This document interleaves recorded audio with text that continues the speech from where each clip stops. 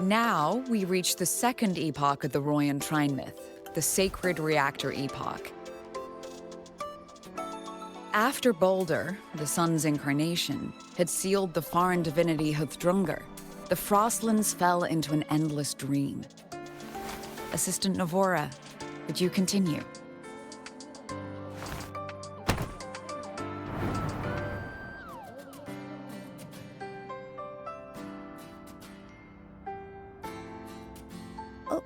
Okay. This section, it describes how the Exostrider used its greatsword to seal the Threnodian behind the Strider Gate. The records say both the Exostrider and the Threnodian traveled through the Strider Gate to reach Lahai Roy. Their battle was fierce. The Threnodian pushed the Exostrider to the brink of defeat. But at that moment, for, reasons unknown, the Exostrider's reactor drive flared with blinding light.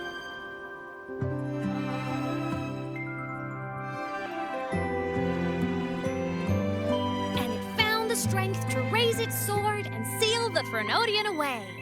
Lahai Roy was saved. What a relief.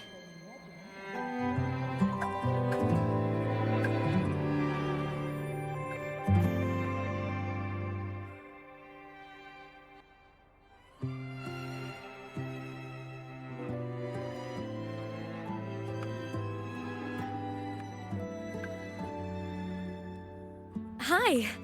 Nice to meet you. I'm Ameath from Rebel College, same as you. First time seeing you in class. Trying to collect credits from all 4 departments? That's ambitious. Welcome to the academic quagmire. Ameath, I've been looking for you. I never got the chance to thank you. Thank me? The day the Eye of the Thenodian appeared, you drove it back and saved me. Did I? Sorry, I don't remember that. She doesn't sound like she's lying. Then how?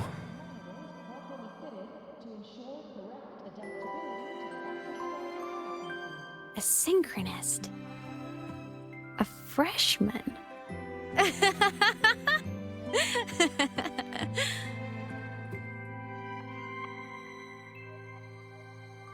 What's so funny?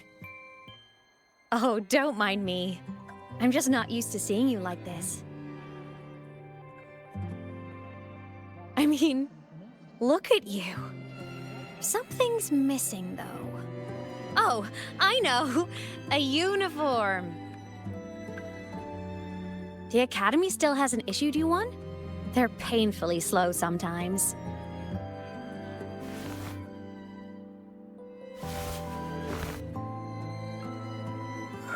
Ameath?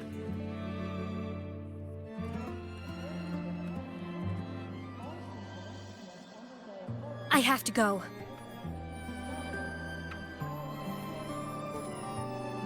Gotta run, Professor!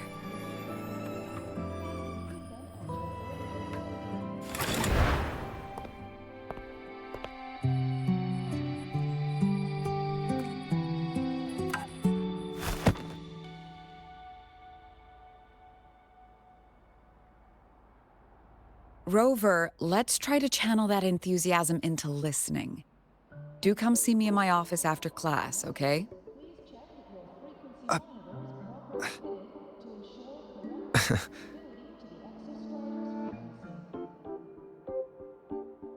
Assistant Navora, if you would. Pick up from the Twilight Epoch's Unending Winter, please.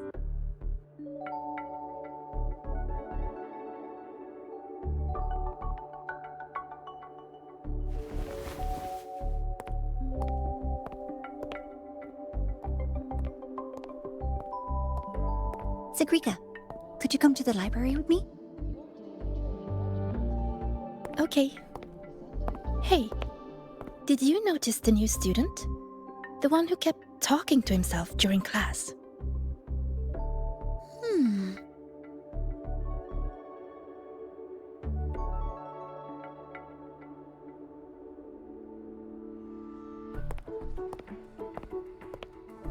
Rover, something happened during class, didn't it?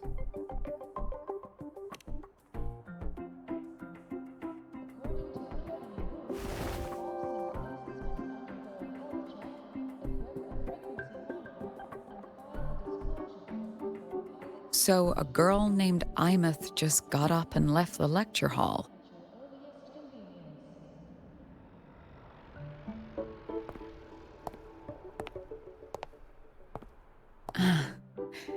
I never expected to hear that name again. Certainly not like this.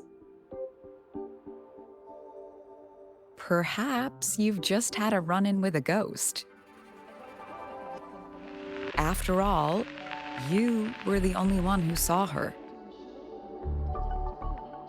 President Lucilla, what do you know about her? Stay at Rebel College long enough, and you'll eventually hear her name mentioned. Though it's a story from over a decade ago now. Ameath was a synchronist. Brilliant, popular. Professors had high hopes for her. Then, during a piloting drill, she simply vanished. She climbed into a simulator with the others, but when the cockpit reopened, hers was empty.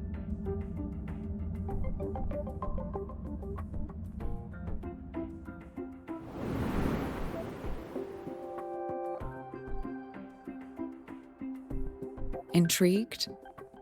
Want to go find her?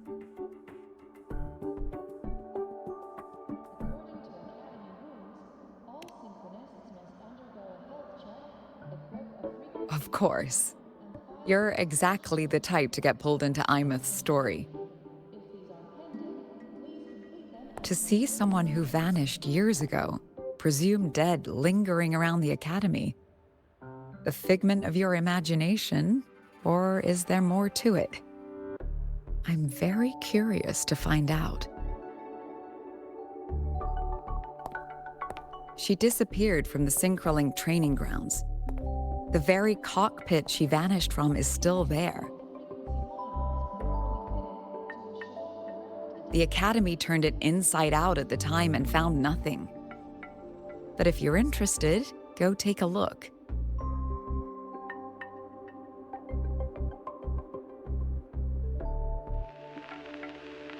I expect you'll dig up some new surprises for us.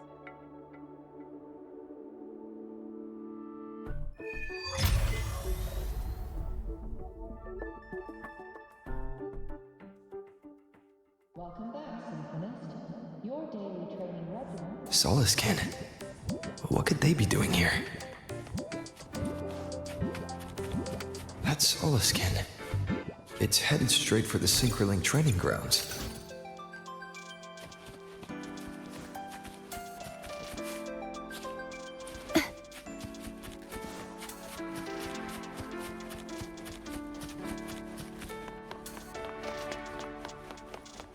If you got time, be sure to show me that soon. To where you'll find for class in another department. Is that Rebel College?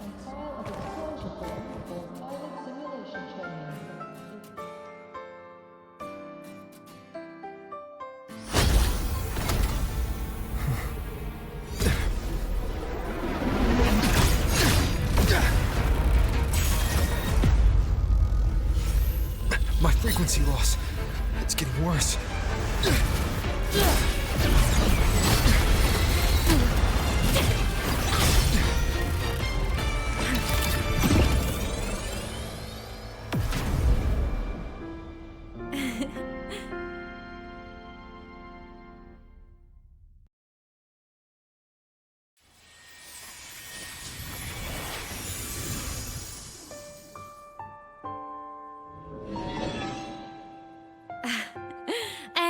Nope.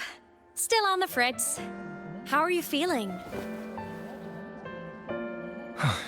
I'm okay. After that mech flew off, I felt less of my frequency bleeding out. That mech's frequency felt like the presence from the rift back in Honami City. Ameath, that mech only left after it saw you. After you clashed with it. That's twice you've saved me. Each time I'm left with more questions than answers. They say you're the Exostrider synchronist who's been missing for over 10 years. And your hand back there.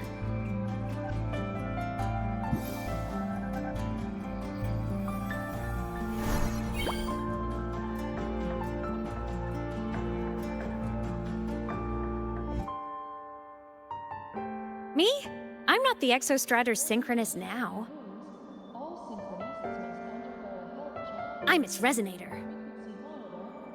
I just died first. Call me a digital ghost.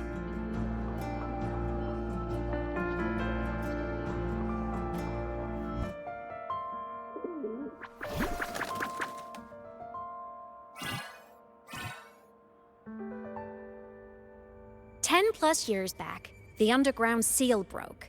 The Threnodian on the other side of the Strider Gate was about to swallow Lahai Roy. I was still a student. My sync with the Exostrider hadn't hit 100% yet. But there was no other choice. The Exostrider was still sleeping. So I had to do something unorthodox. So you overclocked yourself to try to resonate with it. Yup. Impressive, right? I woke the big guy up. If only for a second. The seal held. The crisis averted. Everyone I cared about, they made it out okay. But it was too much for me. My body couldn't take it and got totally torn apart. So yeah, I died. But I'm still here, just floating around. I've been a little invisible. Well, a lot invisible. To everyone until you.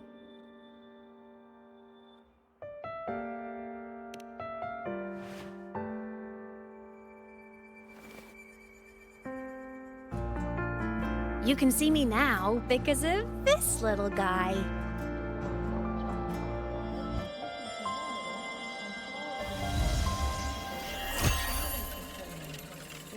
The Exostrider's reactor core. My existence is kinda tethered to it now. Think of it as my heart. Even as a digital ghost, I never stopped trying to pull myself back together, to get back to reality. There's something I gotta do, and I gotta be the Exostrider's true resonator to see it through. But our resonance started with an overclock. The power I got was unstable from the get-go. I've spent years building it back up with this core. The Solaskin have been my little helpers too. Then, not long ago, you ended up with it. That became your backstage pass to seeing me. Not long ago. You mean when the reactor drive fell? Bingo! Since then, the core has become energy stored inside you. This is the first time I managed to make it solid. Took me a bit to figure out the trick.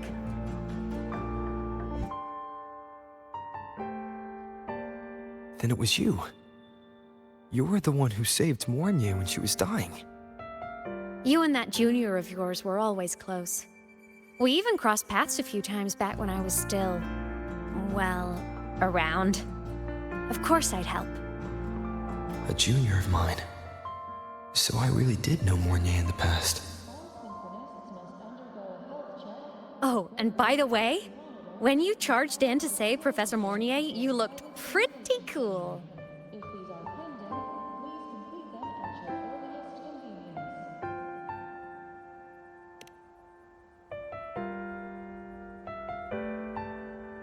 convenience. All right, no more teasing. But I mean it. No matter what, you always choose to save.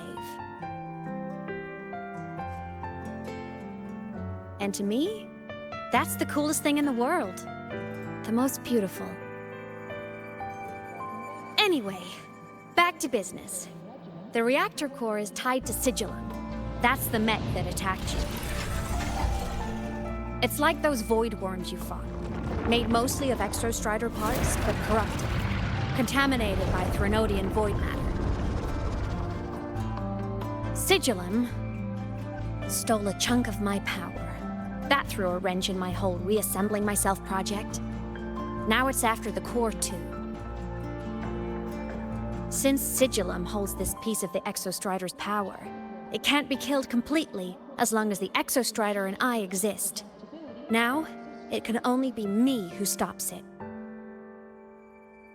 And since just touching the thing makes your frequency drain, taking it down should plug your leak too. Plus, I get my power back. Win-win. But see what it's doing to me? Even with you holding the core, I keep flickering in and out. 1 second I can touch you, the next I'm fading right through. So annoying. So will you help? You've got the core, and the reactor drive is wrecked. I can't do this alone.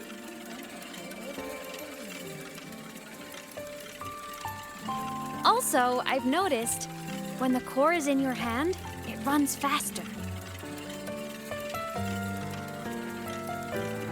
I can tell you're leaving a few things out, Ameath. Still, you helped me and a lot of people in the High Roy. That's enough for me to trust you. What do you need me to do? Existence is the imprint life leaves behind. Being remembered, talked about, and seen. All the places I went when I was alive bear those imprints. The core's running lets me find and record those frequencies. These little cuties have been my scouts. And they'll be our guides now, too.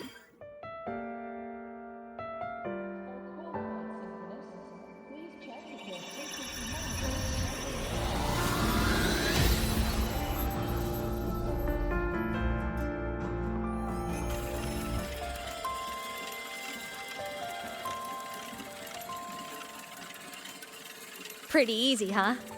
All you gotta do is carry the core and follow our lead.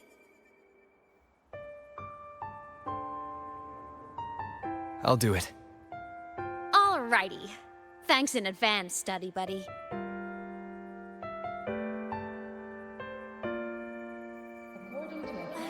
Is that Rebel? The Soliskin went down the lift.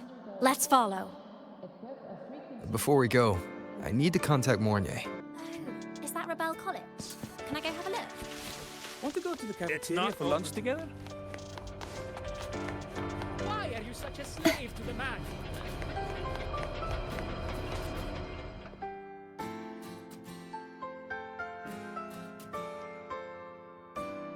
Ameath definitely glossed over some things. Like what happened during our previous encounter. What she's done since becoming a digital ghost. And the real reason why Sigillum stole her power. After years drifting like this, to still hold on to that spirit. Her will must be strong. Prying answers from her won't be easy. I'll bide my time. The right moment will come. Has something happened, Mentor? I see. So the reactor drive's core survived the crash. It must be the key to reactivating the Exostrider. Of course, then the official stance is that it be returned. Star Torch Academy and the Roya would both agree on that. But as you said, curiosity from the Institute is inevitable. Mornier? My. Already caused a stir in the training grounds. Color me impressed. I'll have people clean up the aftermath. You can carry on as you see fit. You were monitoring my comms with Mornier? You're a person of special interest. Of course we keep an eye on your movements. We? Yes, we. The Space Trek Collective. think of us as the annoying adults on campus. I'll handle the debate between the Institute and the Academy about the Corps. This is a matter of priority. They'll listen to me. But when you're done with your business, I'll need you to return the Corps to the Exostrider. You didn't mention it to Mornier, but I suspect your possession of it traces back to ameath, doesn't it? President Lucilla, I don't appreciate being interrogated over a tapped line. My apologies. As the one responsible for this academy, matters related to the Exostrider tend to cloud my judgment. After the incident with Warren, we upgraded safety protocols on public lines. No more, here is a peace offering. I've granted you full clearance. Passes for the Starboard Riseway, archive access, and use of Academy weaponry and equipment. I'll also personally apologize to Professor Mornier for interrupting your comms and ensure her next research grant is substantially approved. How's that, Rover? More to your liking? Why is the Space Trek Collective pushing this so hard? You should know. You have a past in Lahiroi, and you have some kind of connection with the Exostrider. The Twilight Epoch, the unending winter described in Royan legend. The threat of the Threnodian Aleph 1 is growing. We need the Exostrider awakened. Returning that reactor core is the only way. We've always trusted you to stand with us in this matter, to stand on the side of humanity. You know where to find me if you need anything, Rover. And my door is always open if you just want to talk. The Soliskin is leading us to the auditorium first. The new solar celebration is almost here. I wonder what they'll put on this time. By then, exams will be over, and we'll finally get a long break. Ah, vacation. What's not to look forward to?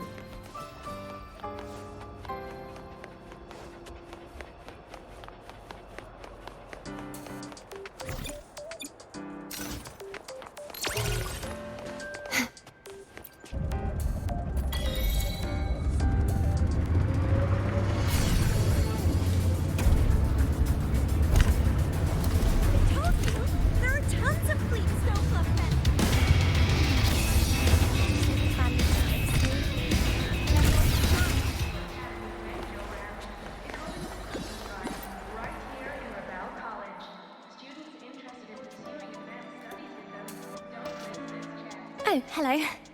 Are you here for the Fleet Snow Fluff fan meeting? The venue is still being set up, but once it's ready, please join. She's a singer, a campus legend. She's only released online, but she's super popular. But her site hasn't been updated in over 10 years. She posted one last demo, and then nothing. Don't be such a downer. Maybe she just graduated and moved on to bigger things. Probably never showed her face to keep her life private. Doesn't matter. We still have her music. Here, even if you're not a fan, you should give her a listen. I'm new here, but even I was hooked when I first heard her songs.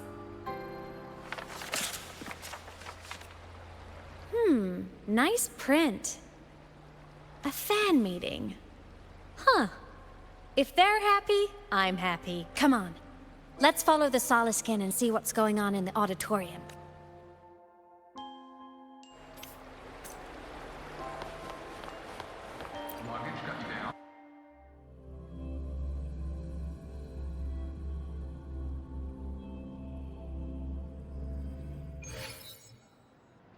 In the blink of an eye.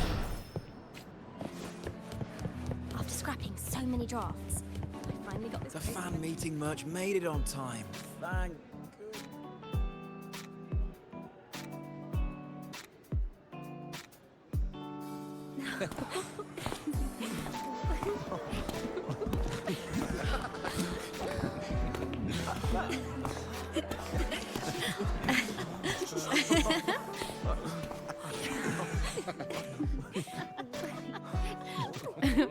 What?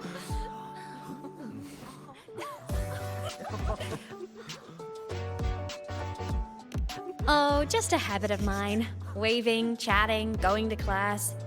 It makes me feel like I'm still alive.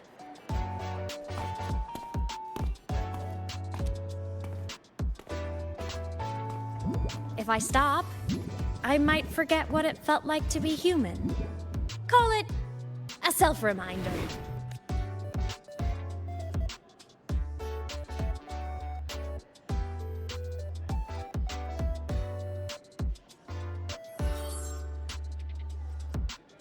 Fleet Snowfluff. Yep, that's me. But don't say my alias out loud. It's embarrassing. So you weren't just a synchronist. You had a whole other life here. Just one of my many hobbies. I was into photography, gaming, movie nights with friends. Figured you only get to be a student for a few years. And I wasn't the ambitious researcher type. I wanted to soak it all up while I could.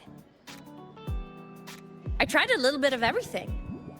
I just wanted a happy, carefree life.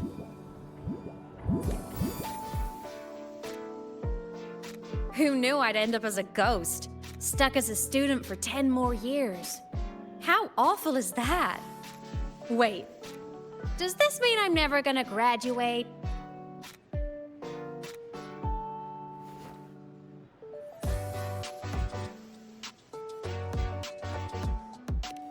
Hope so. Guess everyone needs something to hold on to. It's good to have a little hope. But I have to say, it's really moving to hear people talk about my songs after all this time. I wrote those for myself, you know? Never expected so many people to care.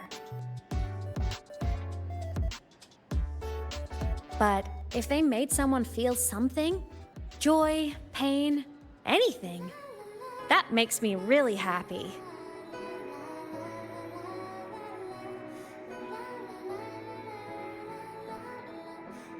Hey, listen. Hear that song playing in the auditorium? That's the unfinished demo I left on my site. What a shame. I really should have finished that before the training run. Now it's my little musical epitaph.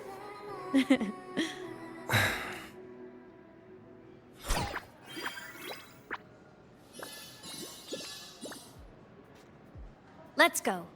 The Soliskin is calling us.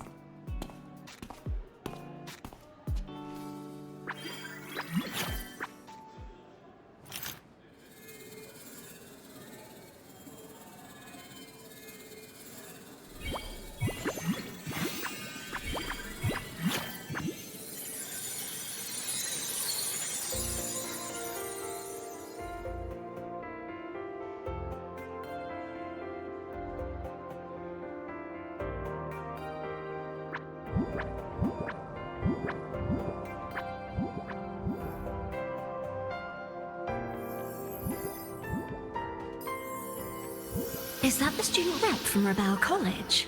That's one bold speech. Is she giving a welcome speech or recruiting for a space adventure club? Uh-oh, the professors look upset. But she made a good point, didn't she? Isn't that passion the entire reason we're here? To explore whatever's out there again.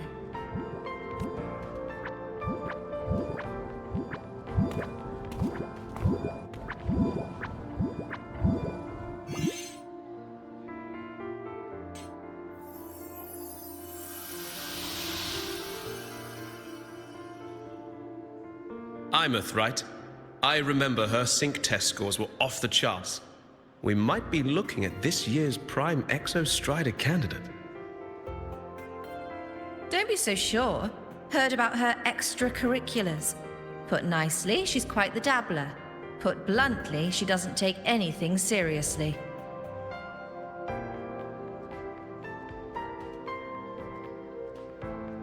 Potential is still potential. She's brilliant. She just needs guidance.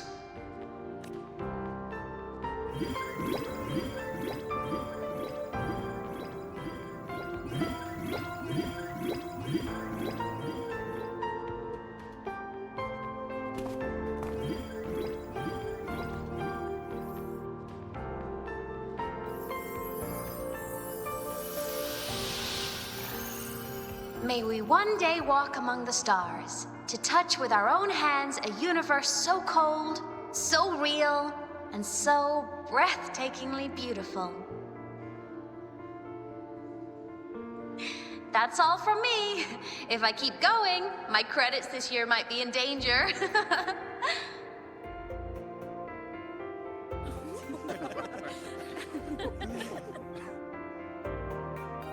It's an amazing feeling to be here at Star Torch Academy, and to know I'll be sharing this journey into the great unknown with all of you.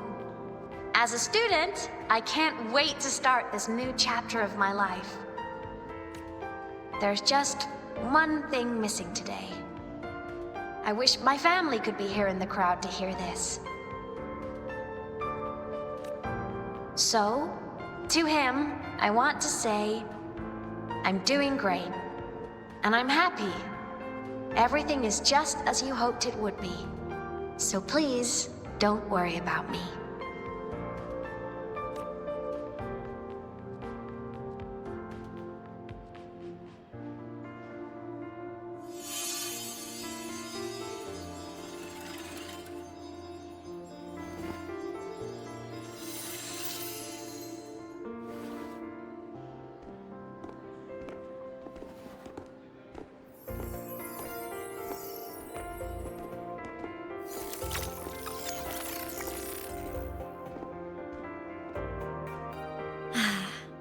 Looking back, I really do miss those days. Star Torch Academy is a nice place. I mean, I caused my fair share of trouble, but the professors never turned me away from lectures. You saved Lahai Roy, Ameath. But you paid for it with your future. And no one even knows.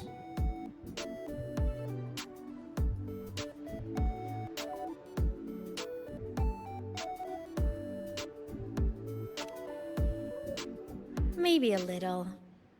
But it's fine. Loneliness doesn't kill. Besides, I still have plenty to keep myself busy with.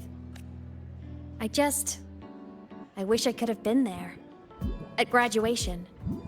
To hug my friends and wish them all the happiness in the world.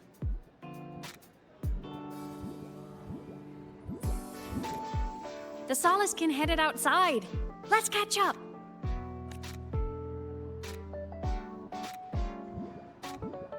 If it's leaving the campus, it's probably going to the Frostlands. Right, we'll need to take the Starward Riseway. That place above the sword. Yes, a frozen, silent plain, white with endless snow. The place where the Exostrider finally sank into slumber.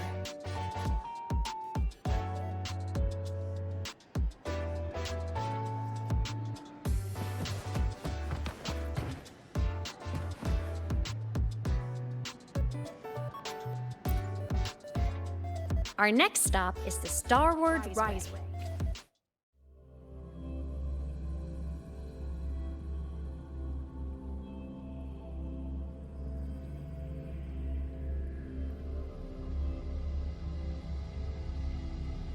When I was a kid, I once hid in the Starward Riseway and made it to the Frostlands all by myself.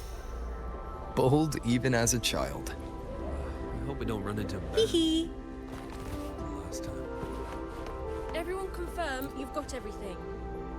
Relax. Pack.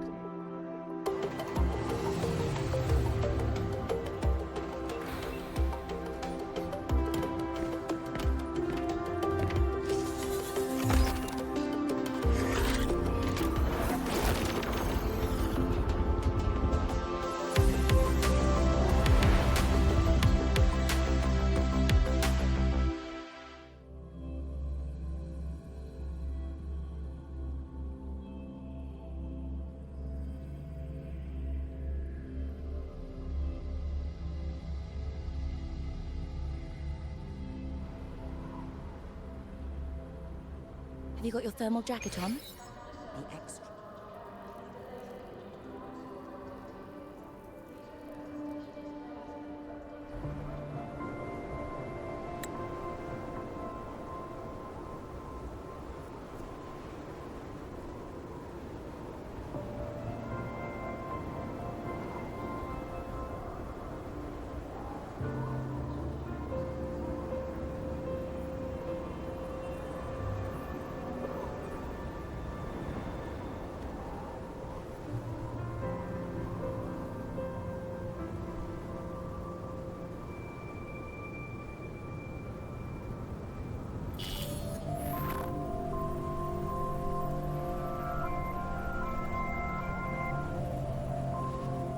cold? I'm fine. What about you? Between you and me, ghosts can't feel the cold.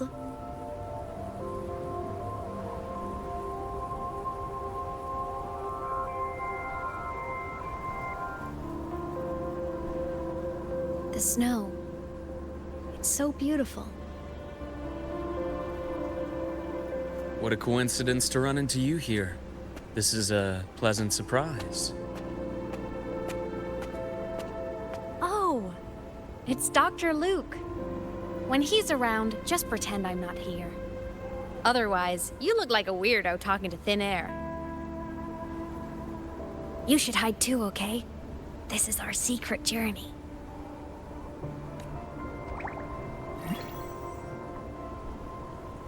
You know him?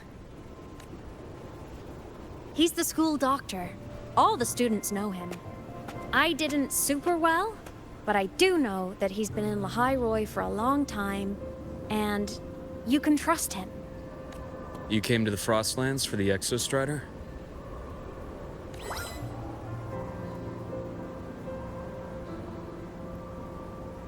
I'm headed the same way.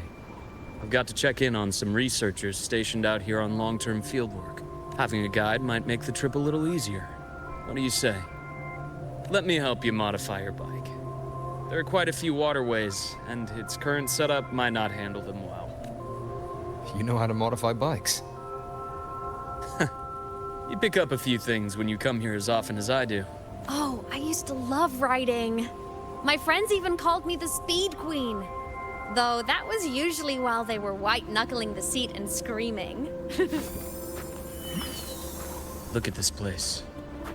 Hard to believe it, but years ago, all of this was a lush green forest.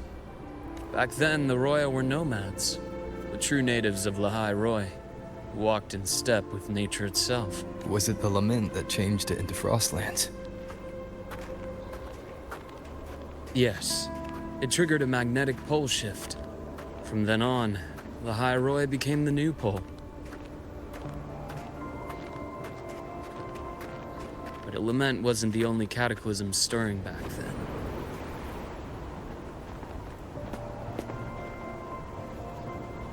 In the past, we had already reached the stars, but at some point, the etheric sea spread to cover all of Solaris. From that moment on, the universe locked its doors. We couldn't verify whether the sky above us was real or just a reflection. countless spacecraft were lost. Our space exploration programs were abandoned, and space became out of reach. But times have changed. Since its founding, the goal of Star Torch Academy has been to use the Exostrider to explore space, whether through the Etheric Sea or the Strider Gate. I understand the Etheric Sea part, but the Strider Gate? You know Lehigh Roy's history? Both the Exostrider and the Threnodian first came to Solaris through the Strider Gate. The Academy has its theories, but here are two you might find interesting. The Strider Gate is a gateway to outer space, and Aleph 1 is a Threnodian alien to Solaris.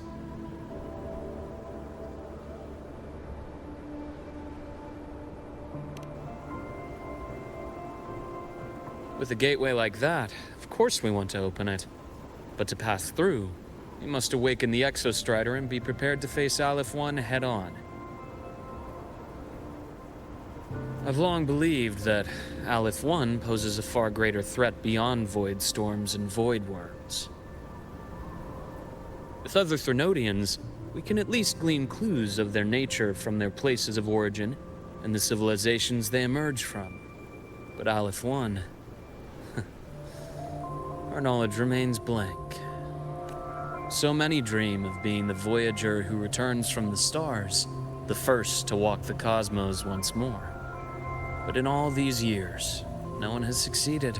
The Etheric Sea phenomenon cast us into isolation, but it also gave birth to all our dreams of what could lie beyond. And those dreams are still alive today.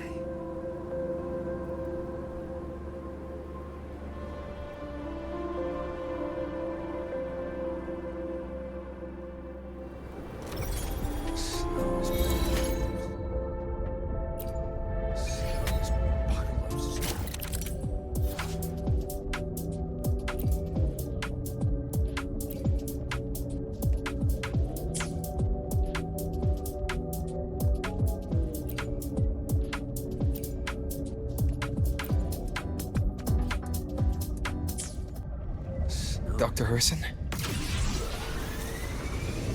Just call me Luke. It has a nicer ring to it, no? Then, Luke, you asked about my feelings in the academy. What about yours? How long have you been here? About 20 years. I was a traveler before that, seeing what Solaris had to offer. But then a friend asked me to come to Lahai Roy, to keep an eye out. You see that? Ancient life forms, frozen right into the ice walls. Millennia frozen in a single moment. Preserved so perfectly you can almost see what they used to be. To be stuck like this forever. Kind of miserable, don't you think? Must be around here. Someone's ahead. That...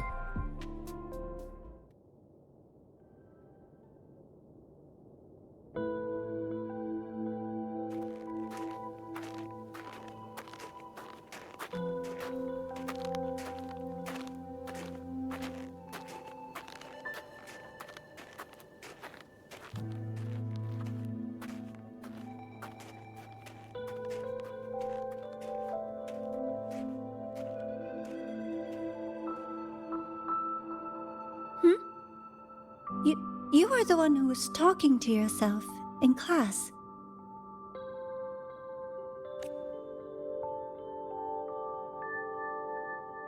Whoopsies! Oh, and Dr. Herson. You are traveling together? Did the Academy greenlight a new field trip? Just my routine checks on the field researchers. Rover here has their own business to attend to, but we're headed the same way.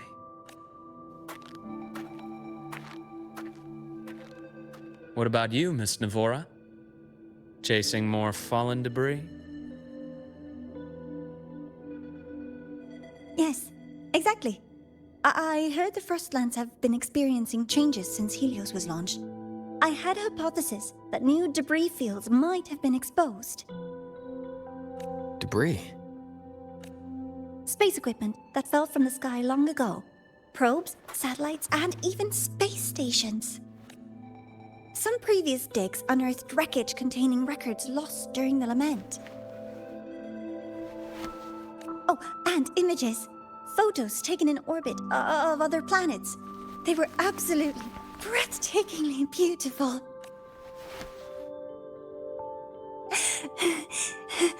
Oh, sorry.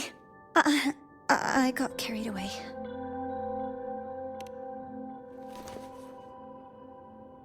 Really? That's great! I'll show you the data I've collected next time we're in class.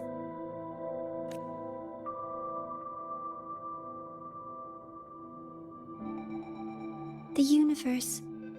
What secrets is it hiding behind all those infinite stars? I really want to know.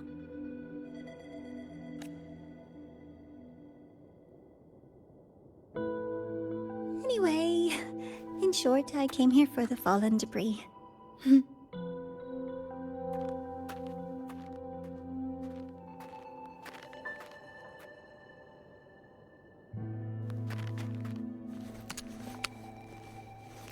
The data on the instrument shows there's a high chance that close by...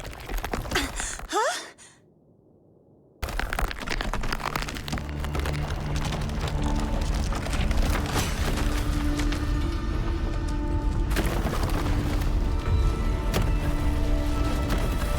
Run!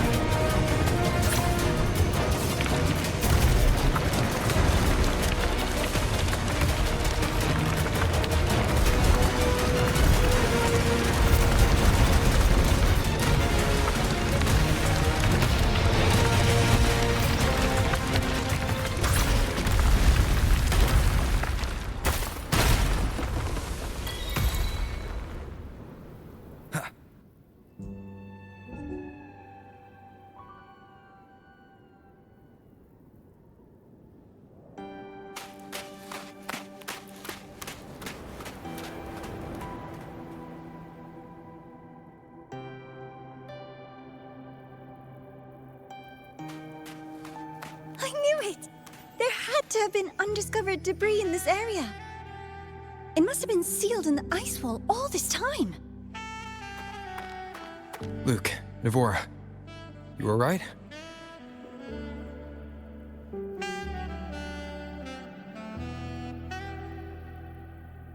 Oh, I'm good.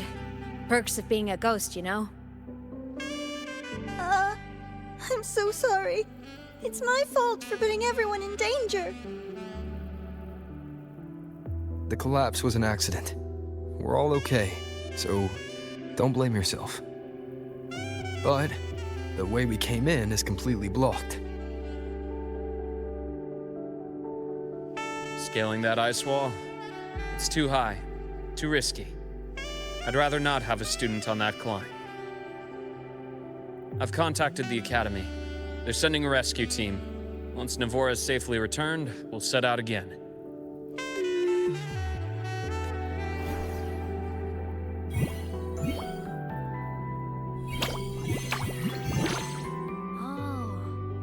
Hey, little guy here says our next stop is deep in the ice. There's a path at the bottom of the station. Want to check it out? What about waiting inside the station? It's freezing out here, and another collapse is possible. It's safer to wait for the rescue team indoors. I agree. I want to see what's inside too. With Rover on the team, a quick recon should be manageable. Up to you. Hey, question. Before you came to Lahai Roy, did you do this kind of thing a lot? What do you mean? Like traveling with a crew, seeing the sights, stumbling into trouble, then going your separate ways. Like a classic road trip movie, you know?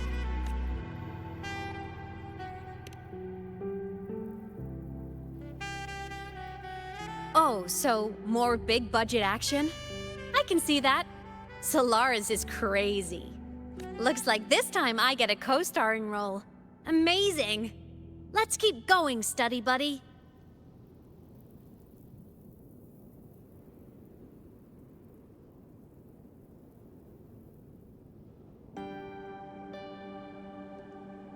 There's a collapsed entry point over there, but it's blocked. Some kind of barrier caused by unstable frequencies. The Exostrider sleeps in these frostlands. Void storm activity can make local frequencies unstable with fluctuating void matter levels. Oh, taking this opportunity, let me grant you access to the module adapter. Huh. It's already unlocked. That must have been Lucilla. Let's move to an area with a stronger signal so it can be deployed.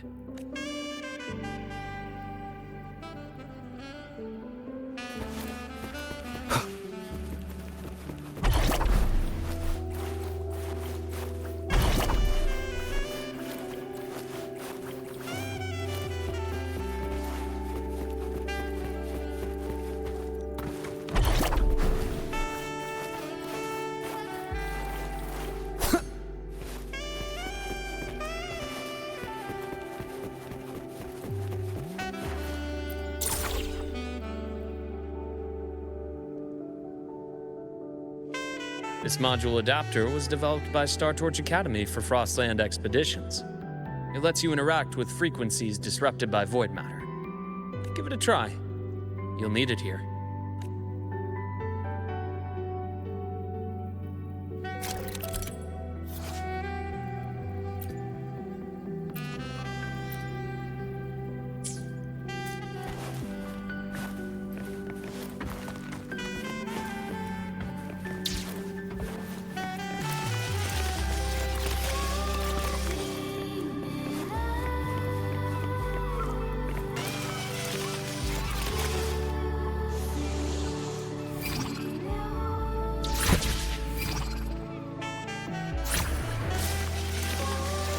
Compared to other debris fields, the station is in much better shape.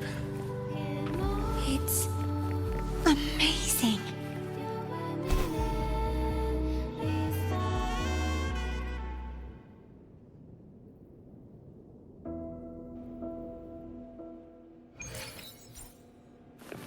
Back in Mount Firmament, I saw characters like this.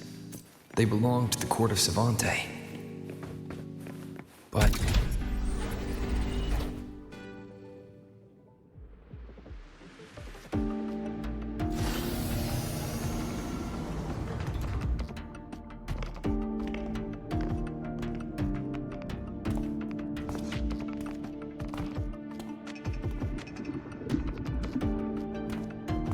this is...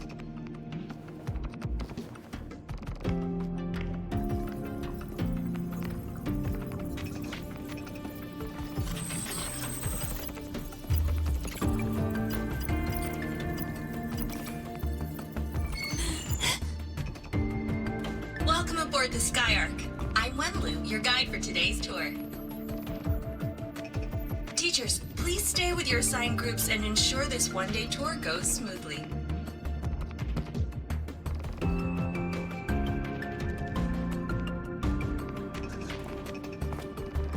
Please direct your attention here.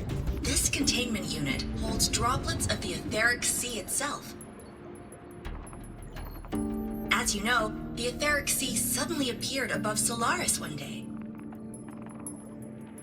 During that initial event, the court of Savante briefly glimpsed a figure of a white-haired woman. She vanished in an instant, leaving countless puzzles in her wake. What is the etheric sea? What does it do? And why does it appear? The court of Savante conducts research here at Skyark to seek answers to these questions. Next, please scan your clearance with the system and follow me in an orderly manner. We will now proceed to the central deck. Awaiting us is this station's most significant breakthrough, a mass relay device powered by a stabilized sample. A sample of the etheric sea? If it's part of the fallen debris, can it be? This research started before the phenomenon first appeared? Oh my, this is an absolutely incredible discovery! Thank my lucky stars I came to the Frostlands today. That guide was probably a hologram frozen in the system's memory. Huh. Those brilliant minds in the Institute will be wetting themselves over this. One-day tour, huh? From the way she spoke, the visitors must have been school kids. Guess hopping a shuttle into orbit wasn't a big deal back then. The containment unit looks custom-made too. Transporting those samples safely would have been a massive logistical operation. Huh. Court of Savante Space Station. This is an exceptionally rare find.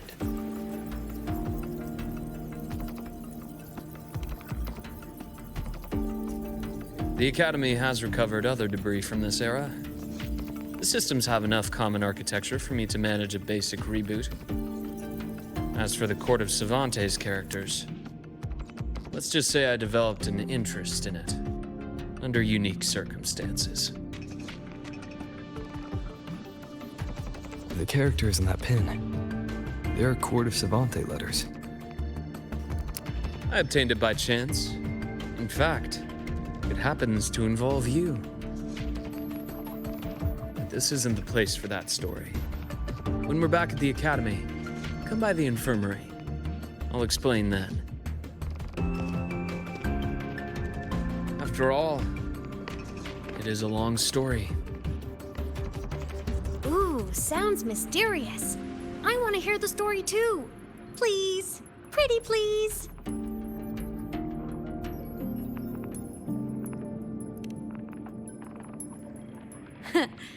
I'll hang back and wait for my cue then. Everyone, this way please.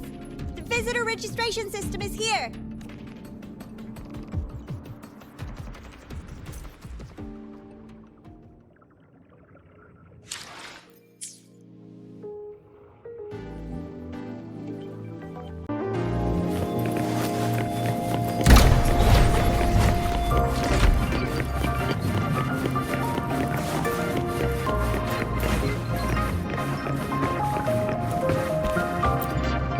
remnants of the past. Welcome aboard the Sky Arc space station. It's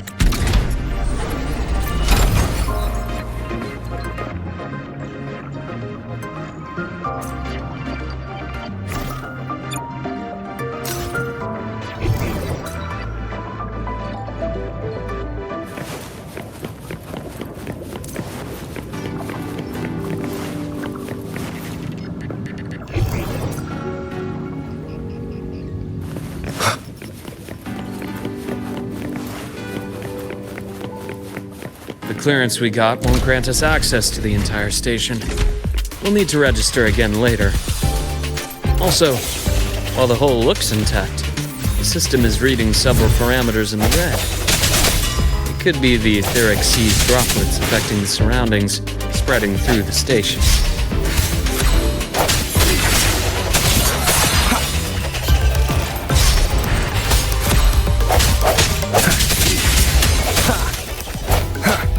Hopefully this helps.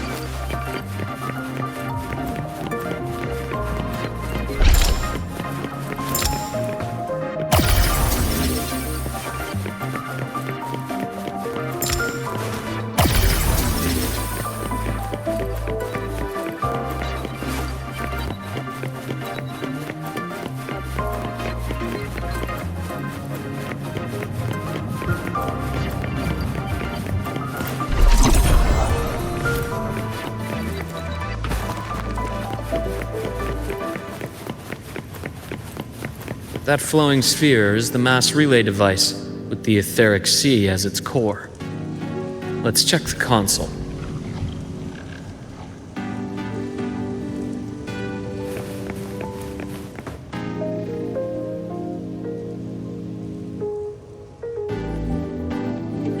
With the droplets dispersed, some space station sectors have become unstable. This mass relay device shares the same origin as the droplets. It can stabilize them and also punch a corridor to other sectors. Incredible that it has such capabilities.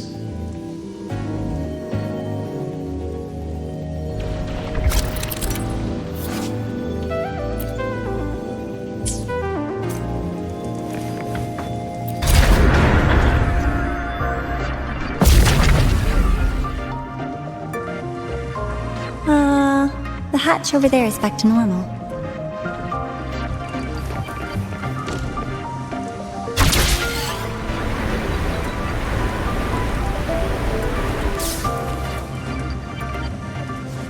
Interesting. Feels different from how I usually move.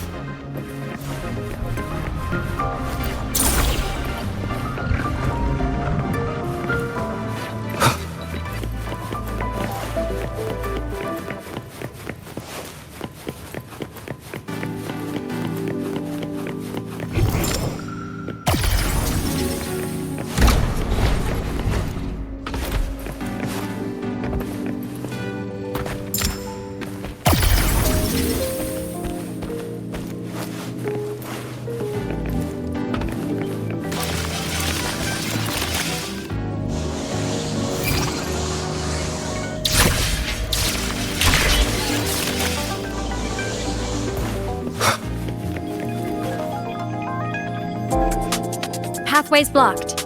Let's try the module adapter.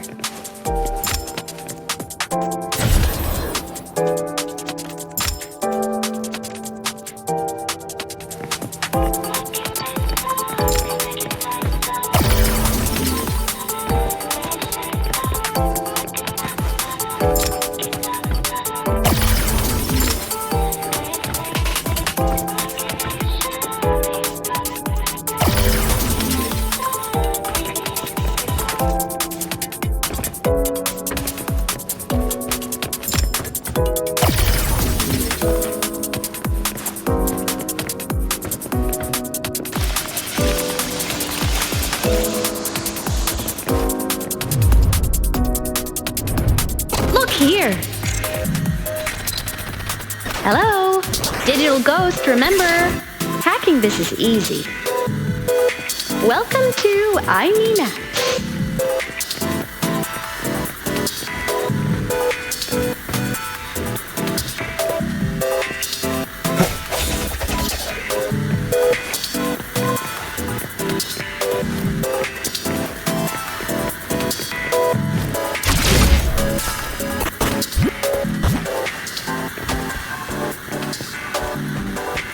Remnants of the past.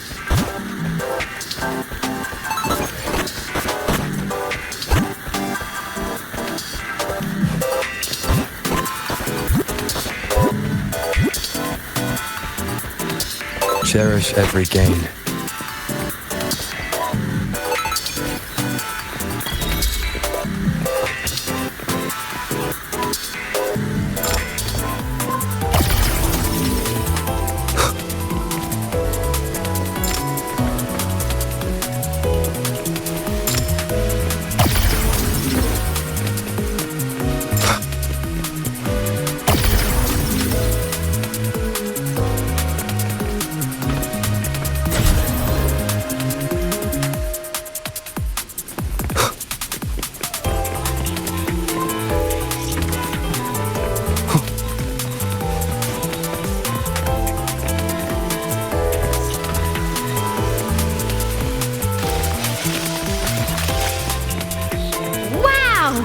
Solaris' rising star, everyone!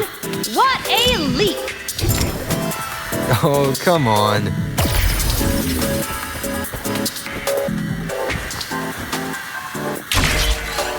Track system activated. Done. This track was used to transport experimental samples from space. The storage facility should be just ahead.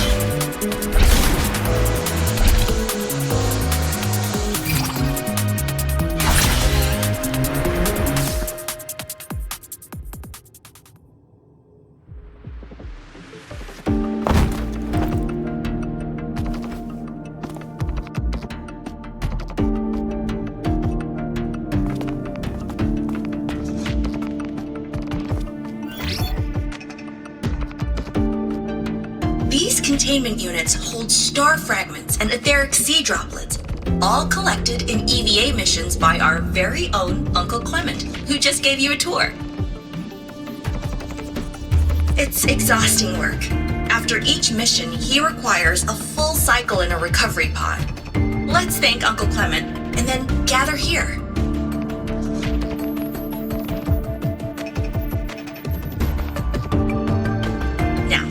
Please welcome Project Director Junshi to give us an overview of the Etheric Sea Initiative.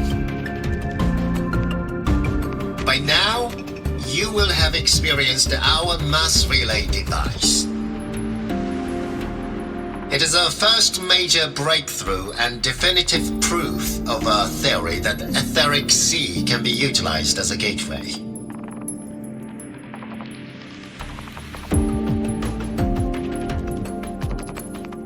The droplets exhibit unique quantum properties. Used as a medium, they could help us reach places no one on Solaris has ever set foot. We haven't found the way yet, but I believe these obstacles will be solved soon.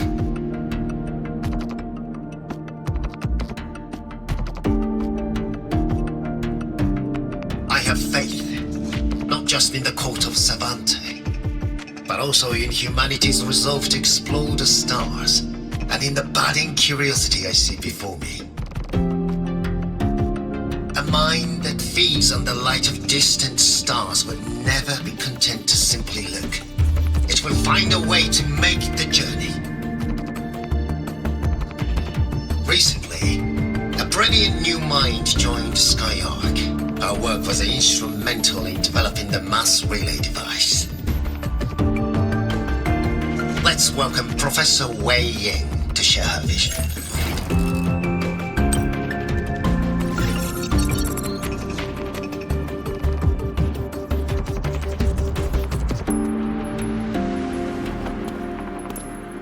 A pity. His hopes never came true. Humanity's quest to reach the stars has only gone backward. To feed on the light of the stars.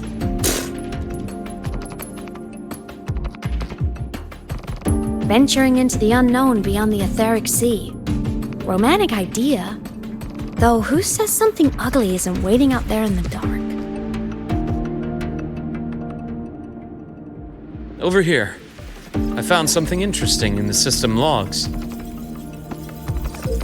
The station fell long ago. But according to this, the Skyark system was briefly reactivated after years of silence. Could someone still be alive? Not likely. We'd have found signs of life long before now.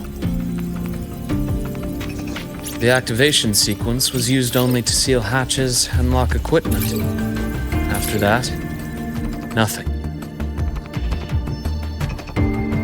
Can you see who activated it? Hold on. Yes. Clearance belonged to Clement. The one who gathered the droplets. That's all I can pull for now. But the Academy will run a full investigation later. I'll keep you in the loop. Good. Keep me posted. Shame the director's speech got cut off. I can't help but wonder what that colleague of his was going to say.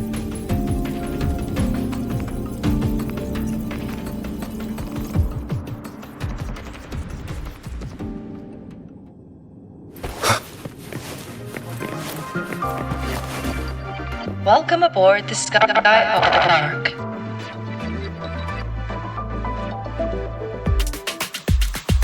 The station's security grid is offline in this sector. The monsters, void matter has made them highly unstable. Keep it together.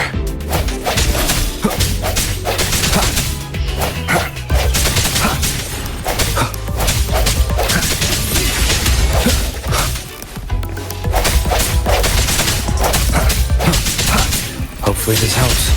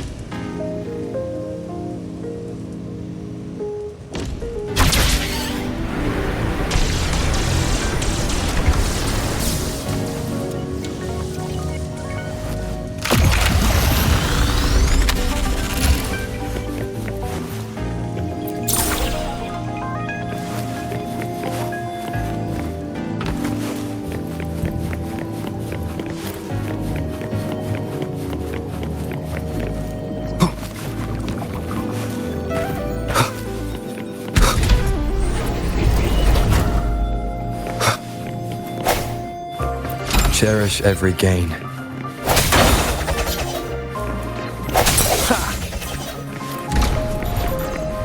An unexpected discovery.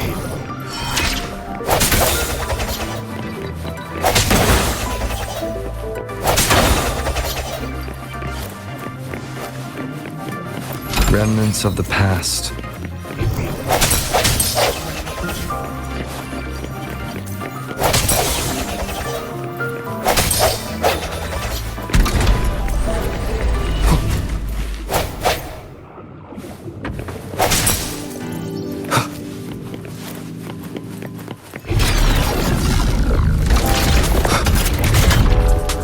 Leave it to me.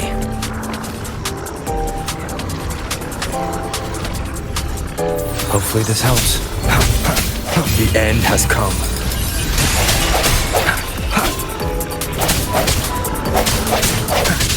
No hesitation.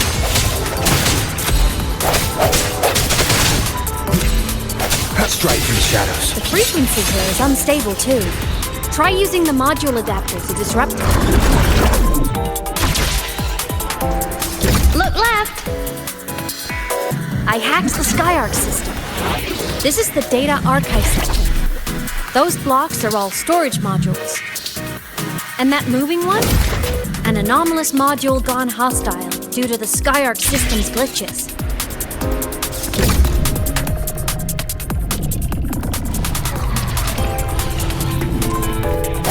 Hopefully this helps.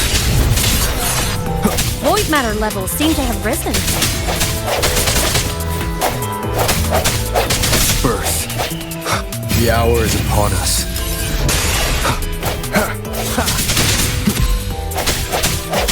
No hesitation.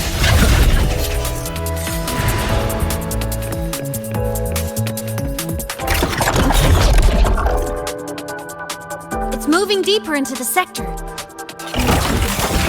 I'm on it! Look! Lahai Roy Blocks is complete. In the Space Fantasy Katia series, every copy included this minigame. I love it so much, and I'm really good at it. The anomalies here are more pronounced than before.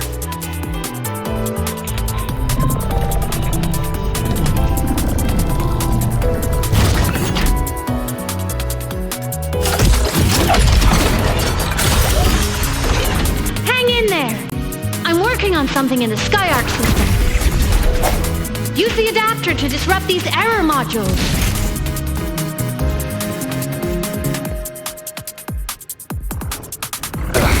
Bad timing.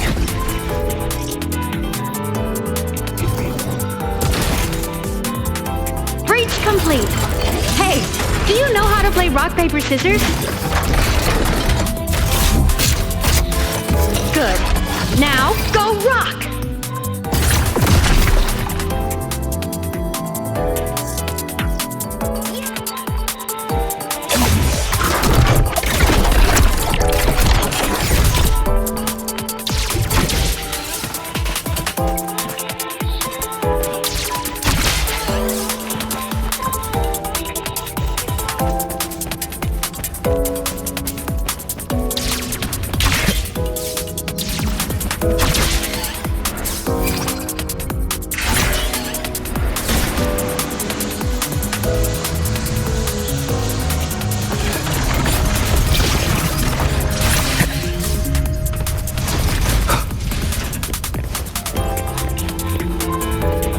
Things are just like minions in the Space Fantasy Katia series.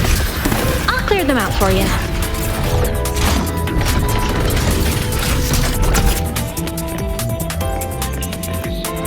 These things are just like minions in the Space Fantasy Katia series. I'll clear them out for you. Those modules fell and took out the hostiles? Doesn't it feel like we've been extra lucky this whole way? You're right, but some modules did attack us. Hard to tell if the Skyarc system likes us or not.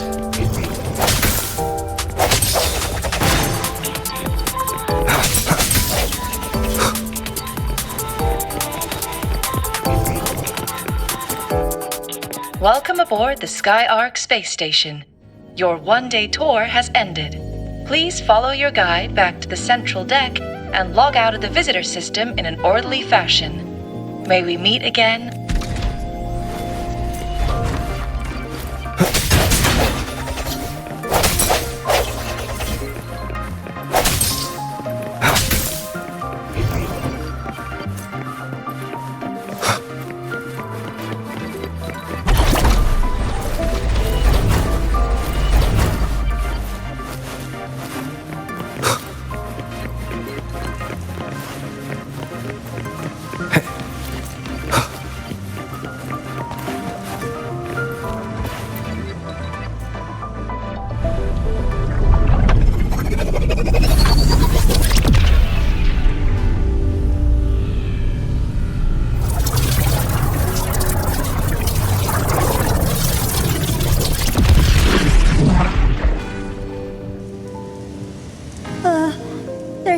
traces of void storm contamination everywhere. This concentration of void matter should have flooded the upper decks by now. Could something be containing it down here? Further in. Something's down there.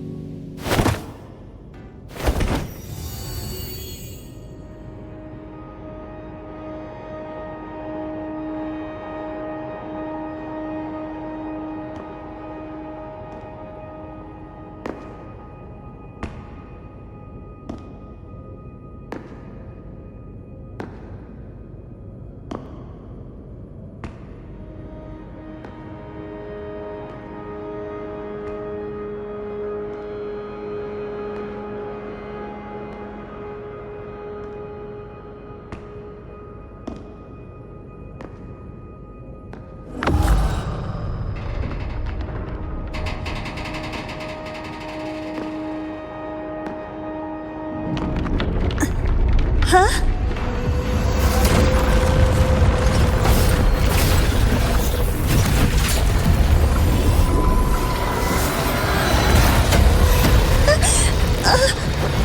That hurts. Navora!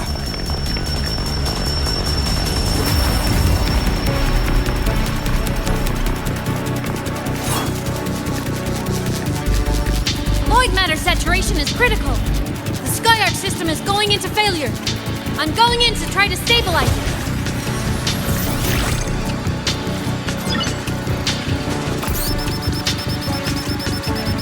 Everything here has already been contaminated, including that.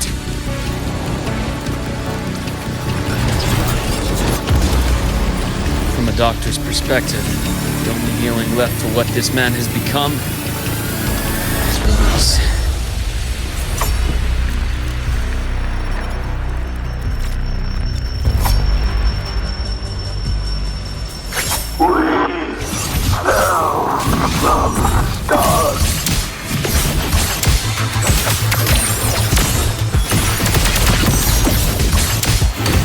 My scalpel etches your epitaph! A deep incision. Charge! Split forward.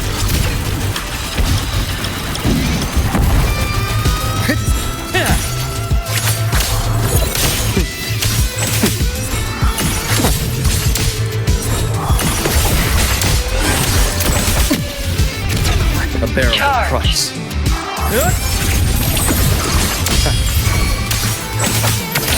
Entombed in daybreak.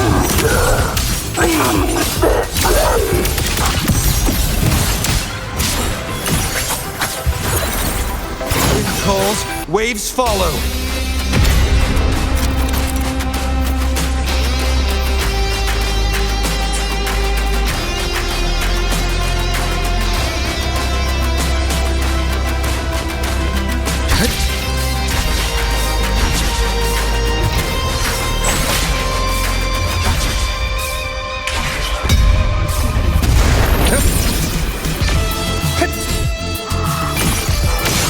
Imbalance, and I deliver merciful death.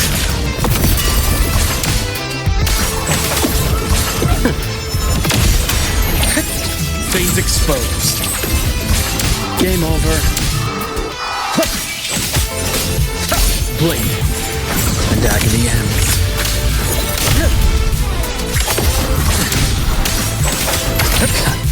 Finally, some blood.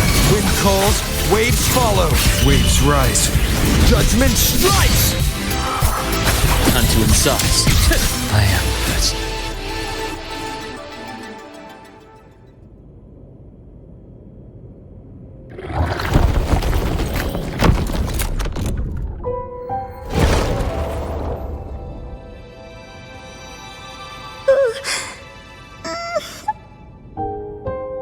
I'll check her injuries. Will you patrol the area to make sure there are no more threats? Got it. You go check on her.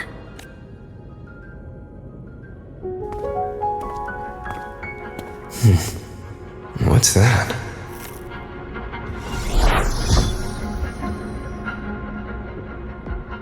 The Skyark system is stabilizing. Look, a log entry. Clement. That must have been the astronaut's name. Huh. After he woke from his sleep pod many years ago, he initiated a lockdown that sealed in this entire wrecked sector, including himself. The void storm had ripped through this sector. He must have been contaminated the moment his pod opened. That command was a failsafe. He knew he was going to lose his mind, so he wanted to stop himself from reaching the upper decks and hurting anyone. Tragic thing is, the station had already been down for years. There was no one left up there to save.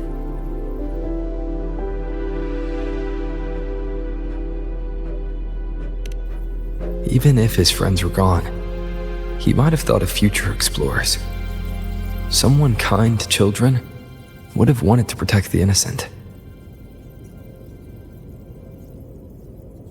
To wake up from one long dream, only to fall into a deeper nightmare. Maybe it would have been kinder to never wake up at all.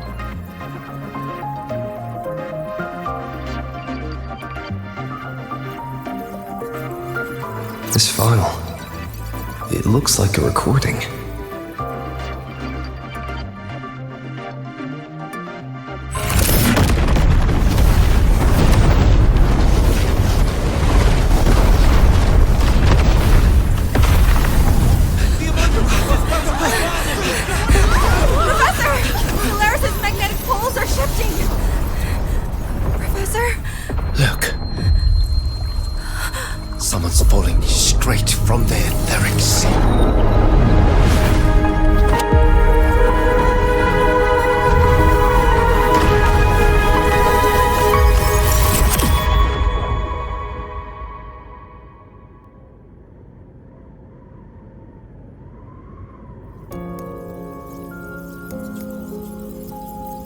Was that me in that recording?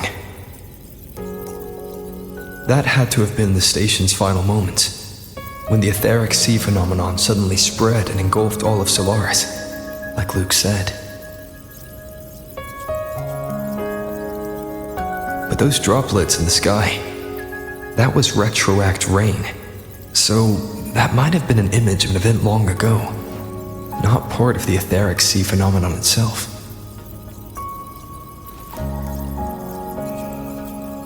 Did I really fall from the etheric sea? Or what lay beyond it? Junchi did say the droplets could act as some kind of gateway.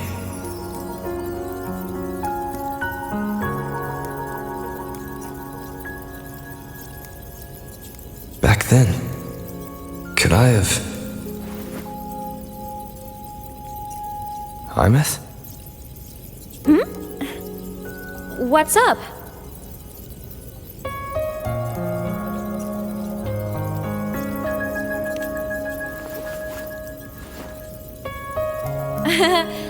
Not at all. I'm fine.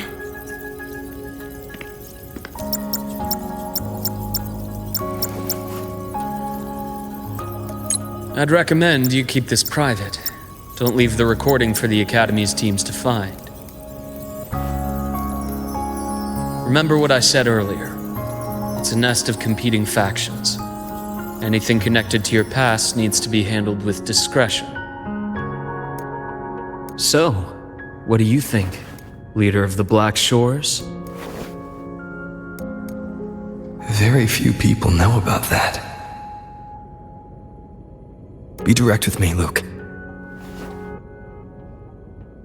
I know you knew me before, but I acted mostly as a bloom bearer in the past.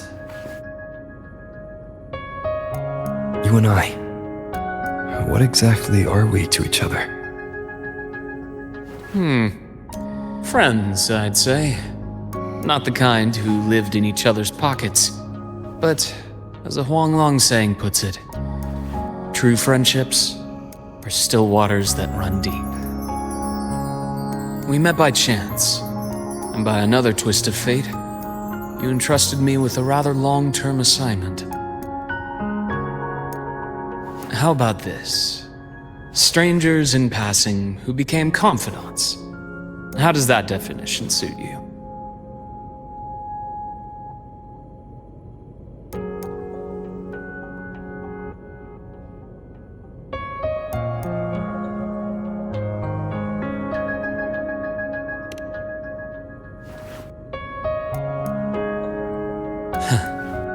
Sorry, but it's the truth.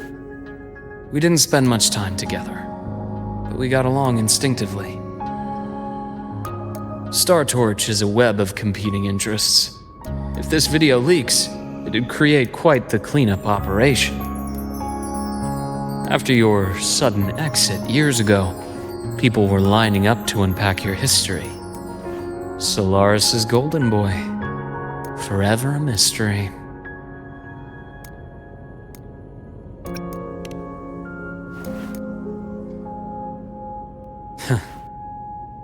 You're not the same as when we first met. But let's save the reminiscing for later. Navora's hurt. I've stabilized her, but as a doctor, I must stay to watch over her. From this point, you'll have to proceed alone. We'll wait here for the Academy's retrieval team. All right. I'll see you back at the infirmary.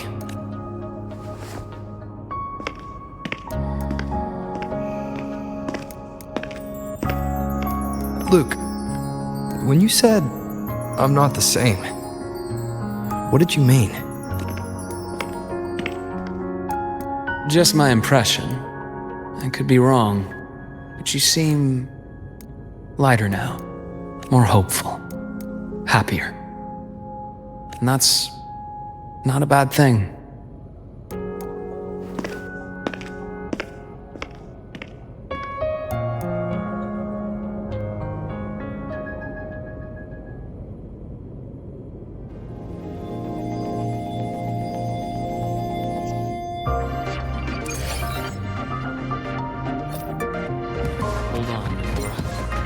Retrieval team will arrive soon.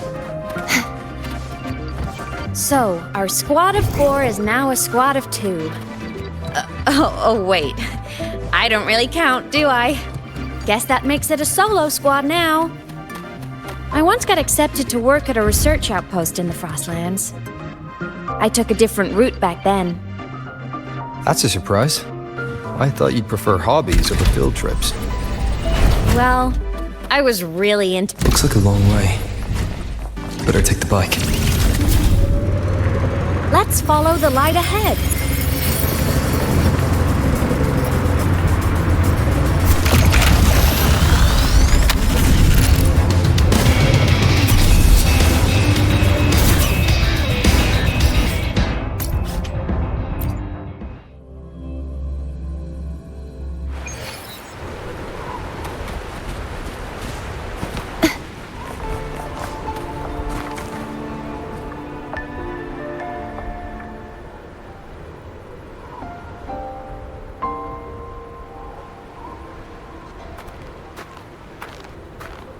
So it was here.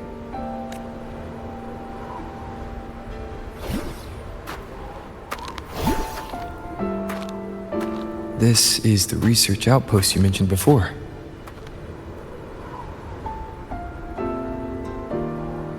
One of them. I worked at several outposts back then, but this one wasn't so lucky. The scan shows it was hit by a sudden void storm surge. No survivors.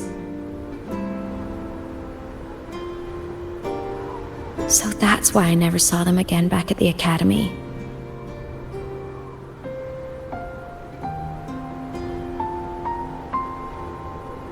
I thought I just didn't see them around. Ameath. Anything swallowed by the void storms slowly loses its existence until it's forgotten entirely. If a cassette makes it out, at least there's a record. But if that gets erased too, then even the fact that they died is erased.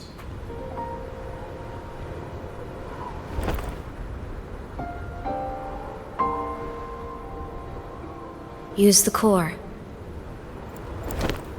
I want to see them again.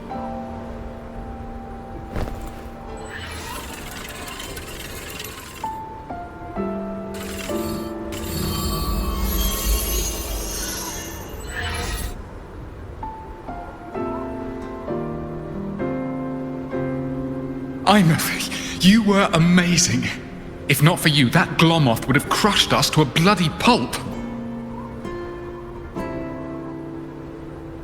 I'm still shaking, but you're already cool as ice.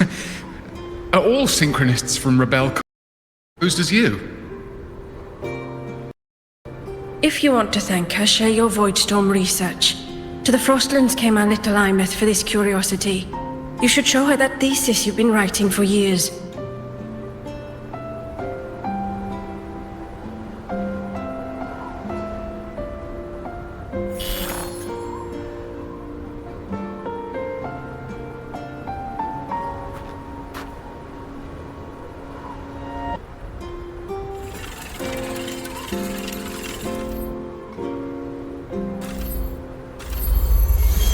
Ameath, you think cassettes might be a breakthrough? I'm not sure. Right now, they're just for archiving. Actual transcription feels like a leap. Try looking to the exoswarm for inspiration. In Lahai Roy, only one power against the Voidstorm exists, and that all comes from the Exostrider. Your thesis or your delicious stew, either works. I'm not picky. As for the Voidstorm, I'll try all your ideas. The problem is, we don't understand the Voidstorm deeply enough. Especially in the depths with high void matter concentration. No probe survives the journey, so research is stuck. I can't shake the feeling that...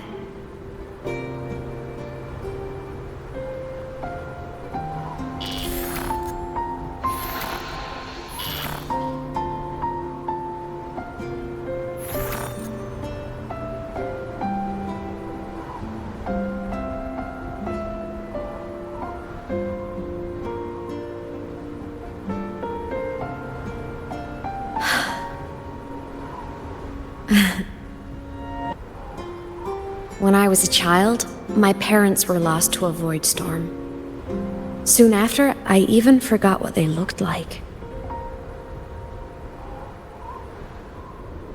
So you see, death hasn't been all bad. Once I became a digital ghost, void matter couldn't affect me anymore. Even if the whole world forgets my friends and colleagues, I still get to remember every single one of them. Ameath? Yep. You don't always have to smile through everything. What's that supposed to mean? I'm happy. Really. It's the way I choose to live. You're too serious, always overthinking, hence the long face. You wouldn't understand how happy this moment makes me.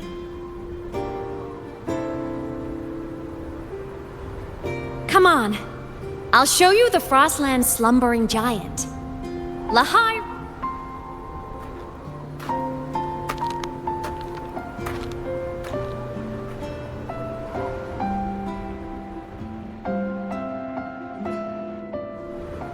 Ever since I became a digital ghost over 10 years ago, Frosted dreams. It wasn't all smooth sailing. Plenty of emergencies along the way. still, it all sounds amazing.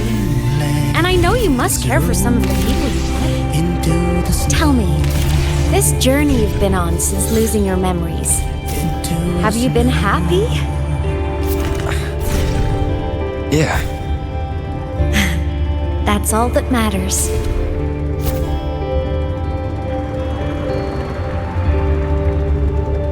This must be...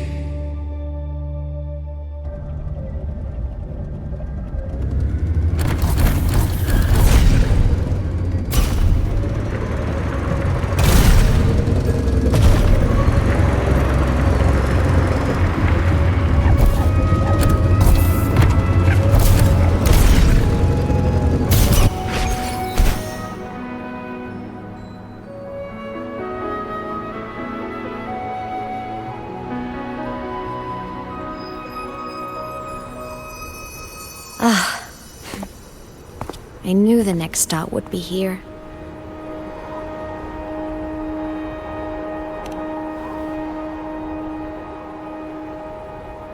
The cabin up ahead. It's where I used to live with my family.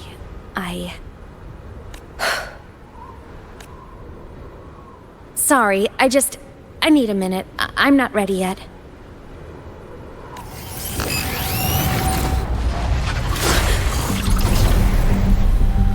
Just like before, the moment it appears, my frequency starts getting sucked out of me.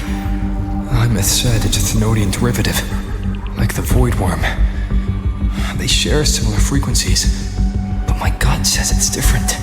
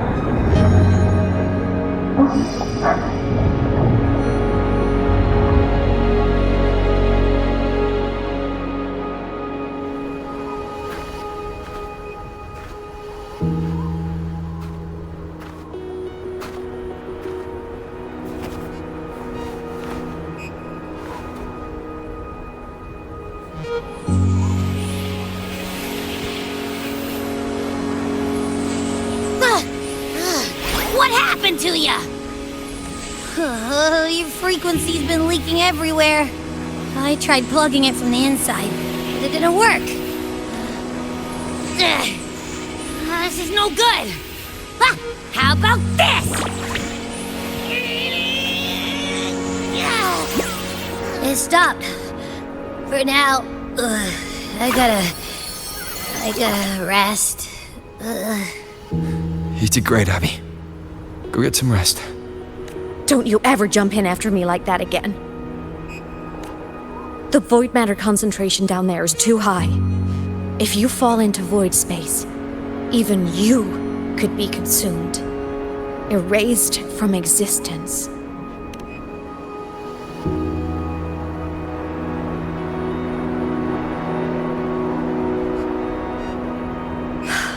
Always making people worry.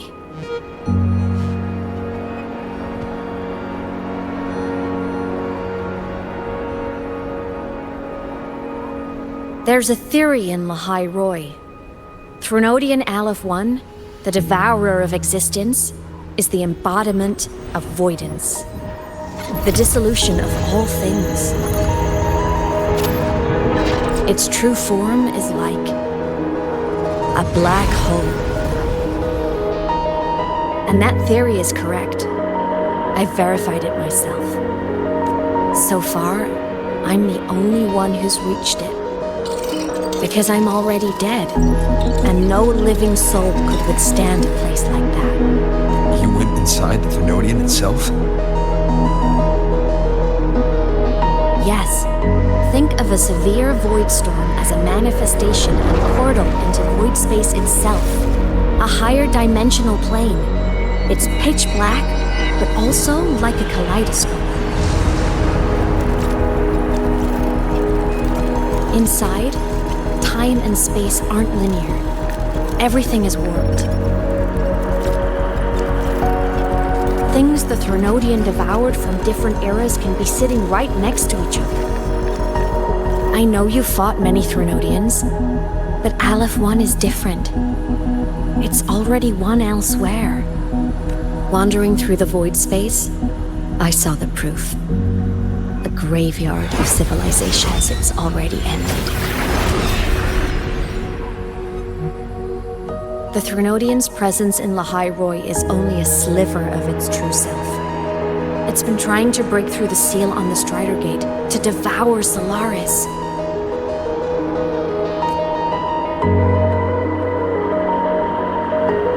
So, don't go wandering off alone.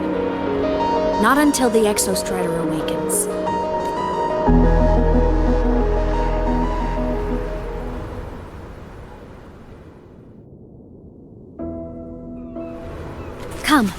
Let's rest at the cabin.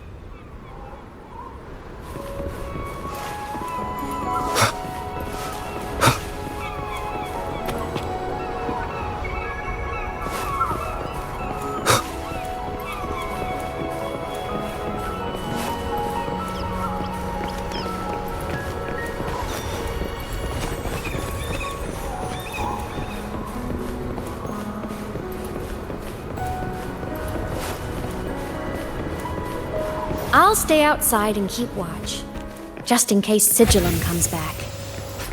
You...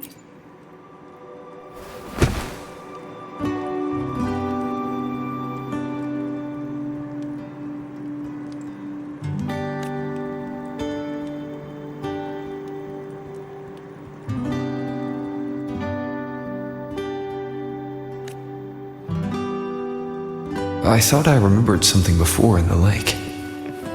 I should look around this cabin while I wait for her to get back. Childhood doodles, all telling stories of heroes saving the day. Well, she had a creative approach to art.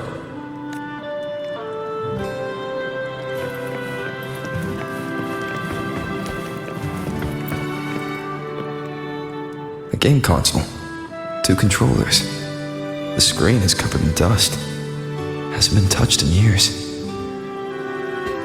Space Fantasy Katya 6. Split stars. Most games here are RPGs or co-op games.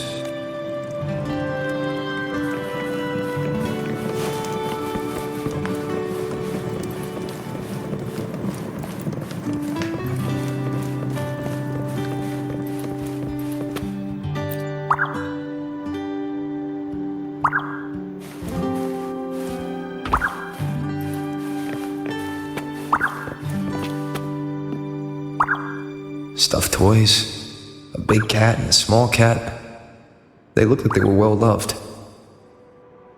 So soft. You could probably hug these all night.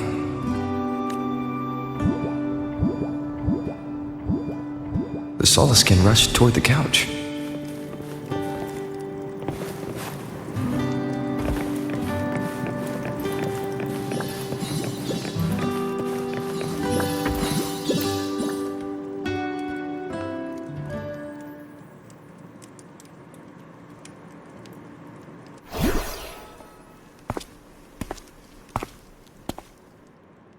Ameath still isn't back. But if my hunch is right...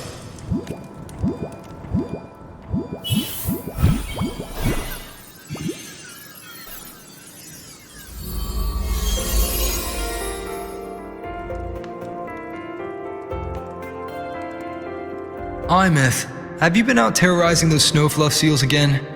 They scatter the moment they see you. Keep this up, and it won't be long before there isn't anyone left in the Frostlands to play with. Have you finished your lessons? You start school soon. Maybe spend less time gaming,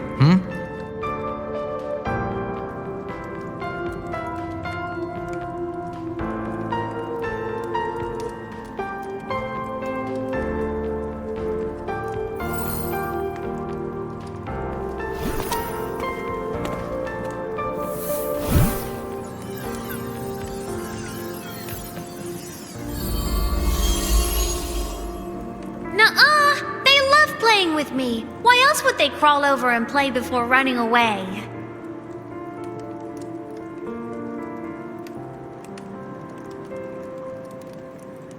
And my lessons... You promised me another level of split stars. No takebacks.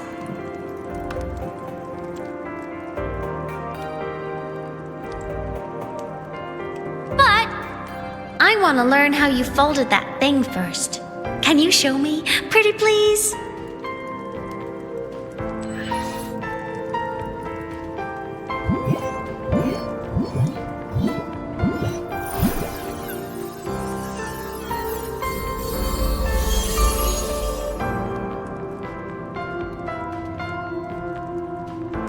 You mean the paper plane? Yeah! Mine always nosedived right away, but yours flew so far. How?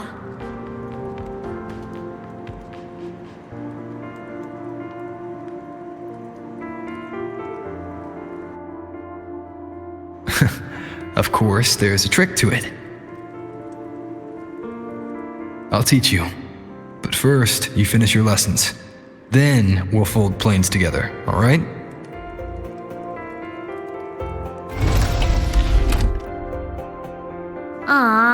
Okay. You promise?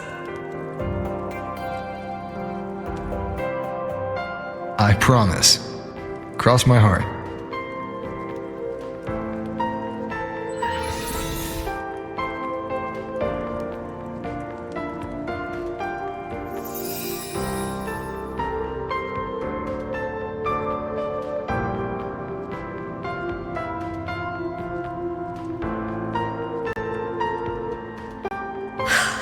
I've been wondering how to tell you this. And now...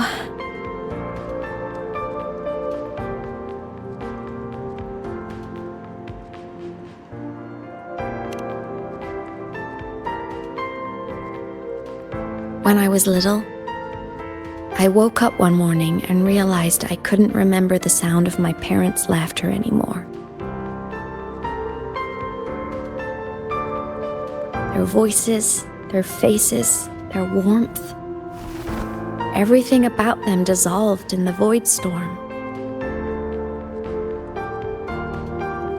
Later, even the memory of forgetting them began to fade from my mind. It terrified me to the bone. I didn't know how to fight it. I felt cold, and I knew I had to do something, anything to make it stop. So I ran away from Bjarter Woods by myself. I hid in the Starwood Riseway and made my way to the Frostlands. My parents, one was a foreign researcher, the other a Roya. They were stationed here during the Void Storm. I wanted to return to where we once lived, but I couldn't remember the way. I stumbled around for so long, until I finally reached this lake.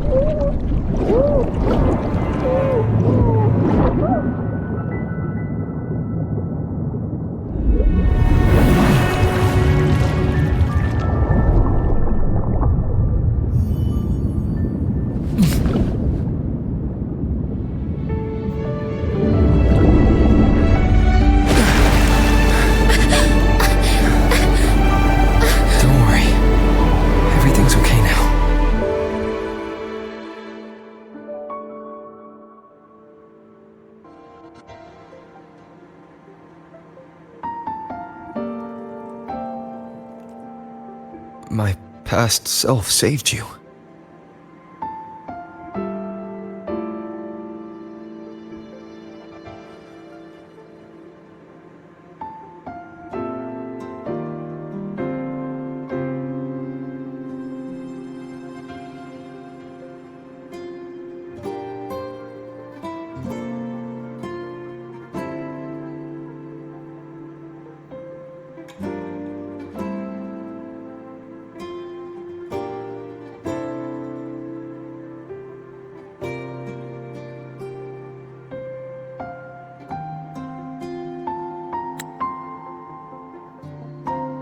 I was sinking into the lake, choking. Everything was fading, until a pair of warm hands caught me.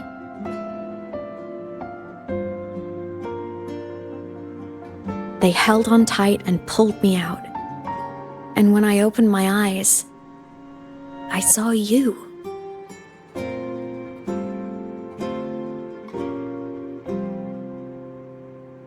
But then I realized the talisman my parents had left me was gone, probably lost to the deep. The thought alone broke my heart.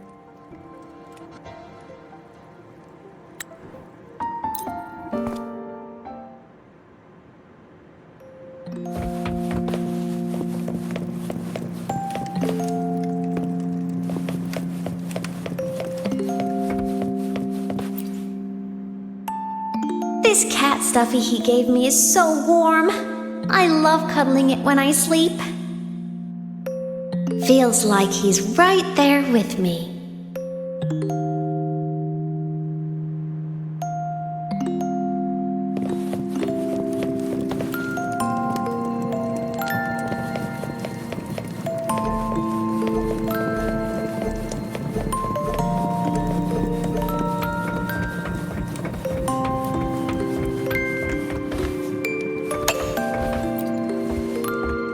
I drew my favorite story. The Challenger fighting the dragon, and the lone hero battling the evil Galactic Empire. But I can't get the colors of their clothes right. Oh well, I'll just ask him to help me later.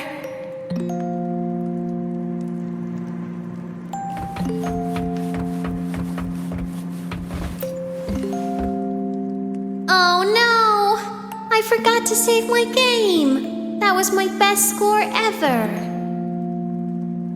Next time, I'll definitely beat his record. I'll show him.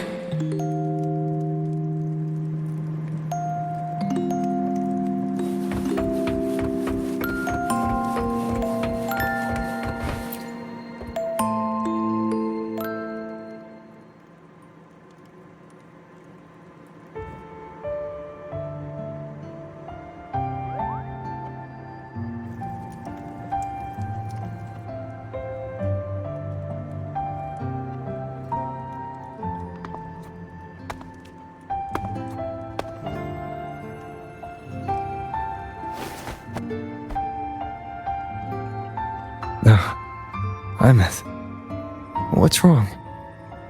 Can't sleep?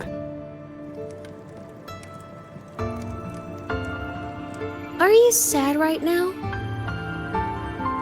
No, just thinking about some things.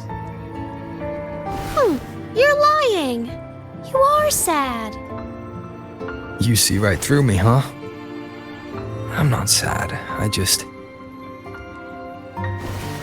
Well, to put it in your words, I guess I'm thinking about my homeland. Then, do you want to go back for a visit? I can't go back. Why?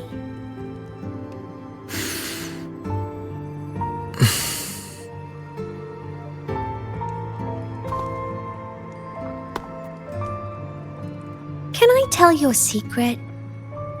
After Mom and Dad went away, my chest always felt all tight and heavy. When people in the tribe talked to me, their voices always sounded really far away. But that day at the lake, after I cried in front of you, the feeling got a little smaller. I didn't feel so bad. I know you can't say this stuff to other people, 'cause they all think you're super strong.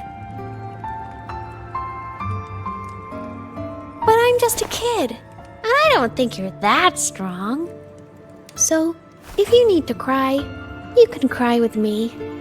I'm really good at keeping secrets. So, you don't have to be sad by yourself. Okay? My homeland is far, far away, Ameath. The people there gave me a mission. That's why I came here. What kind of mission? It must be really important to come so far.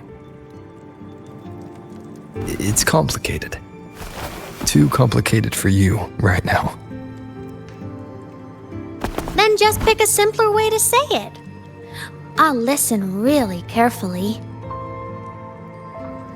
A simpler way. Put in terms of your space fantasy gacha games. I came here to save the world. To do whatever needs to be done to fulfill the mission. For as long as it takes.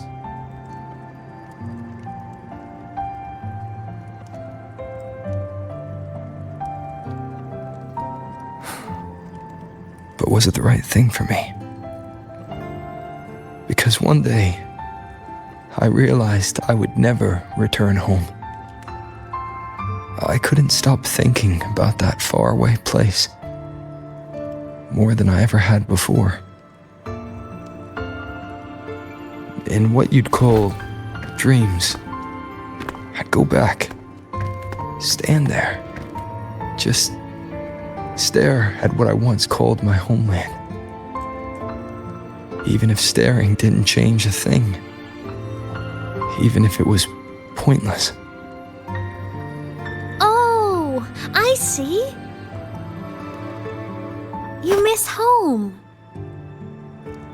Maybe. But talking with you makes it not so bad.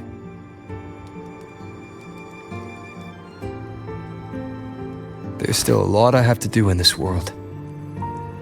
This won't stop me. Don't worry about me, ameath.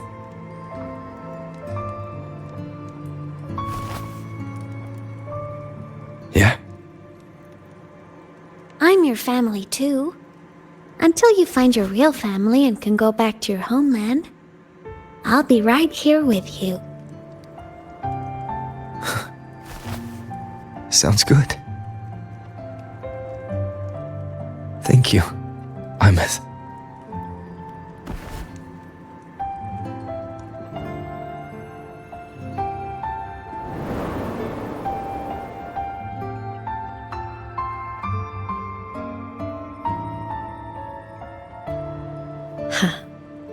A dream of the old days.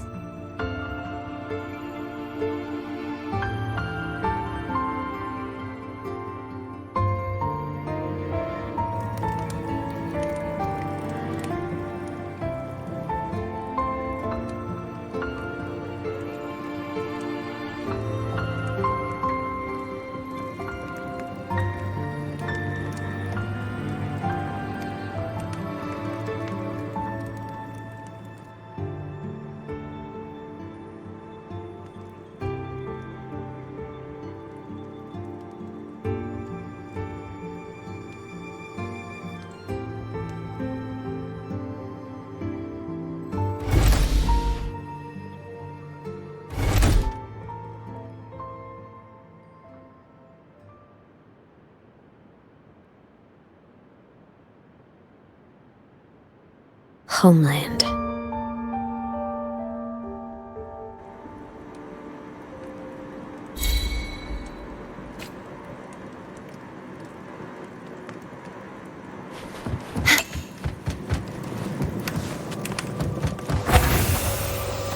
Morning! Off to see the Exostrider we go!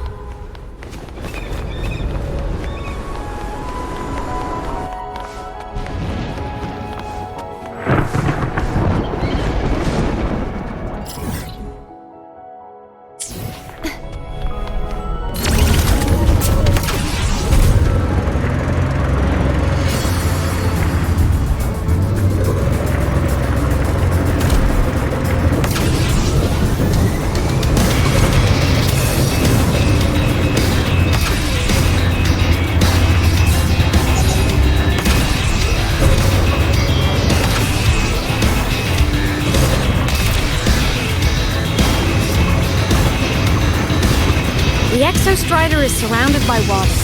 Perfect chance to test out that fight Dr. Luke modified for us.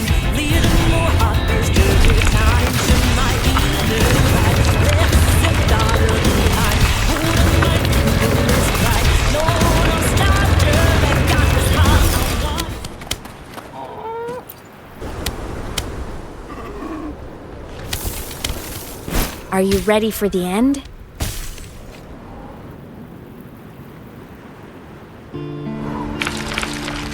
Ameath, once you get all your power back, will people be able to see you again? Hard to say.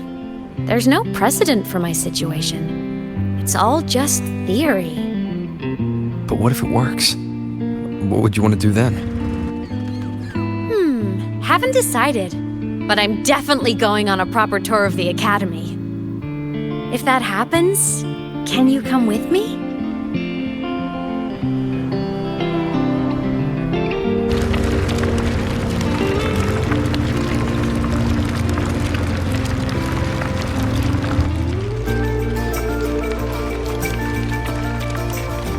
Look, it's sleeping.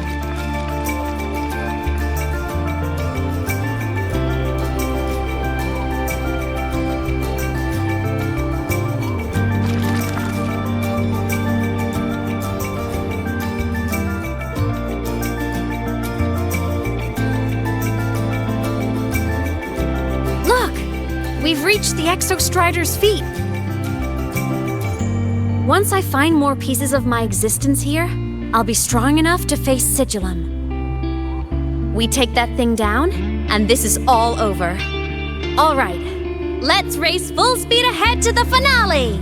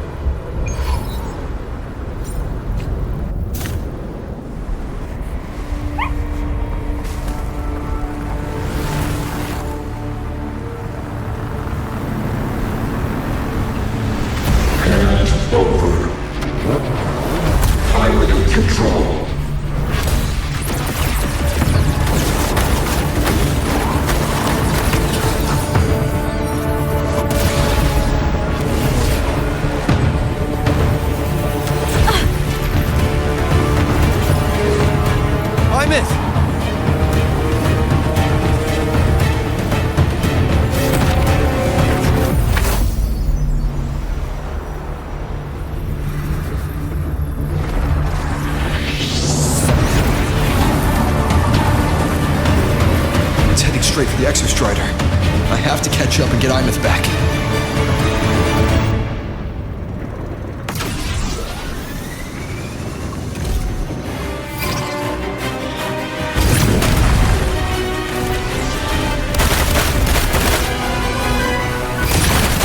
Complete. It's throwing up barriers to block my path.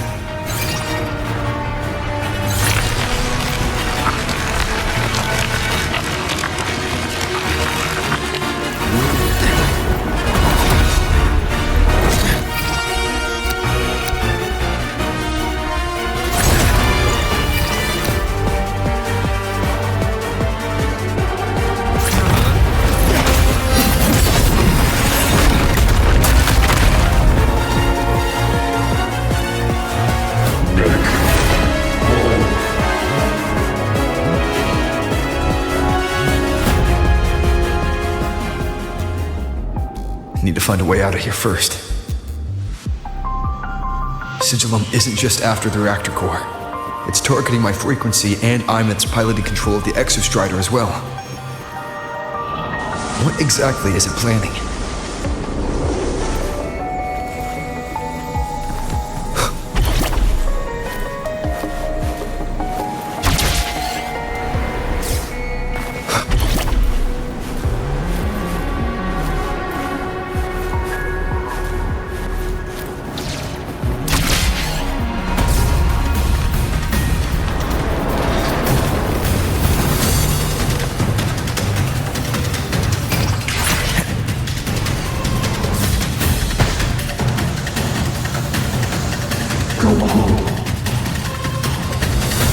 Enough! No more of this stupid idea, Sigillum.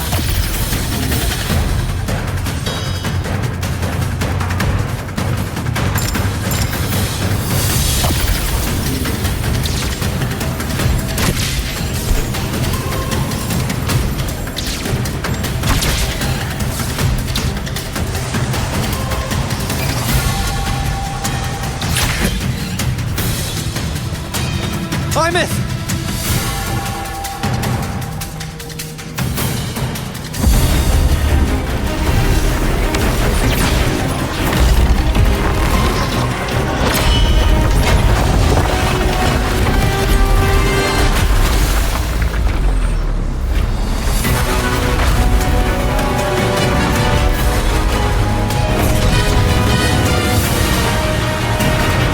If destroying you is the only way to protect him, then so be it. Damn it! Can't force reboot. Open Strider Gate. Not while I'm here. Don't even think about it. Ameath can't fully control the Exostrider. She needs my help.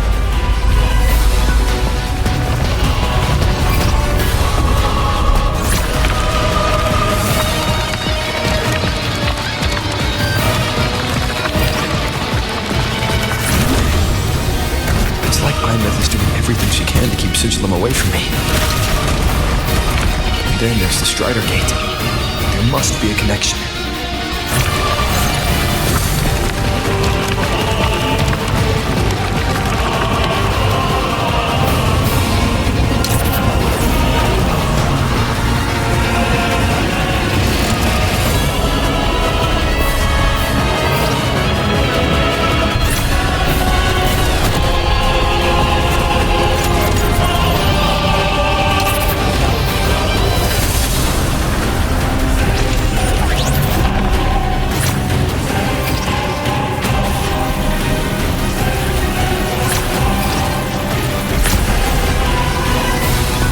It's already speaking more clearly now.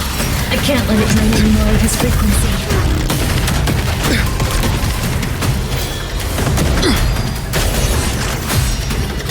Gotta pull it inside. Gotta end this for good.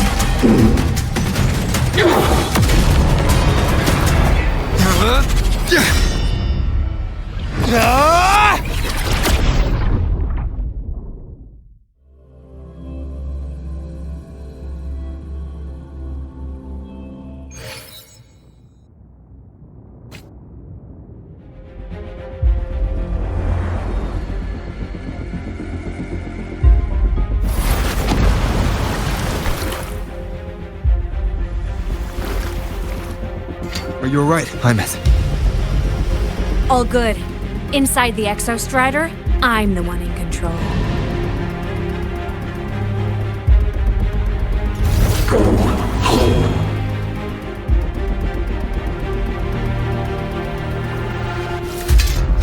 I'll destroy Sigilum. So, just go. Stay away from it, okay? Please. I'm begging you. Ameath? Why refused?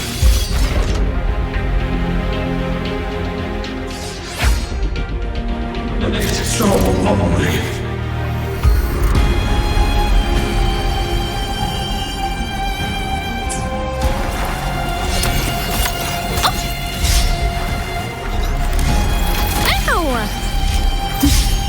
Feather drones! All silent. Moment of resonance. Evil repelled!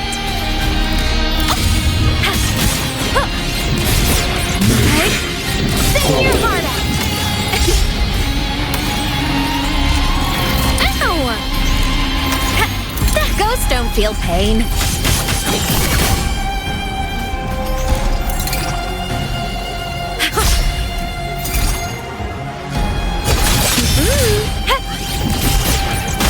Swift and resolute. The wicked.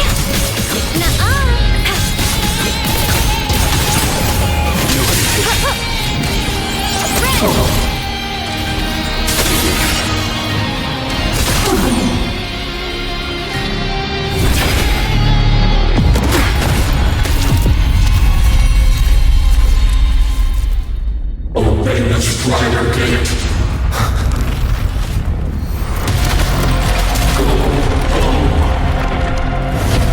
Shut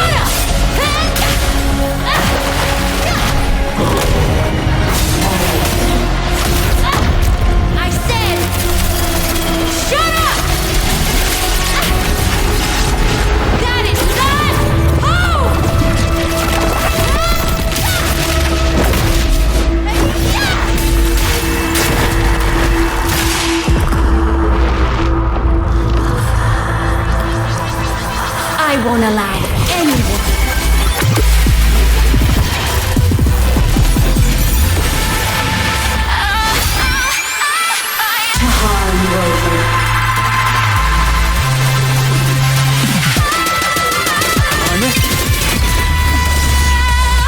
Don't worry, it will end soon.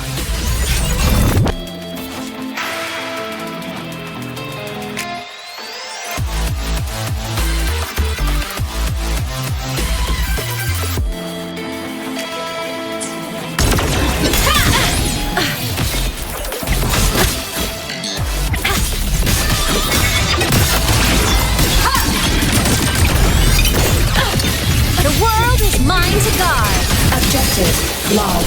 Blade cleaves the night. Peril purged in light. Light show of the finale. Fire! Order confirmed. Swift and resolute. One with the sound. Whirling up. Fly high. Truth. Reach the cosmos. Cluster cannon ready. The savior rises. Come on, little one. Evil.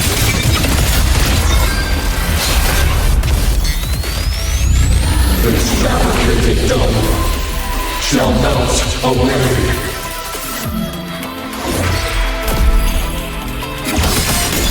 Enter the ghost.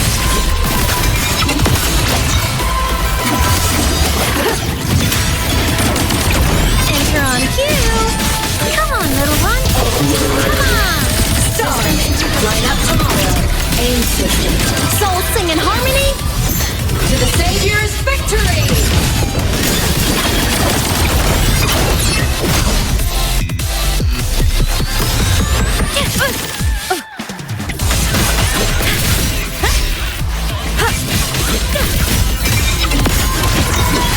Starfall. Heroes on. Lights up. Blindness checked. Come on, little one.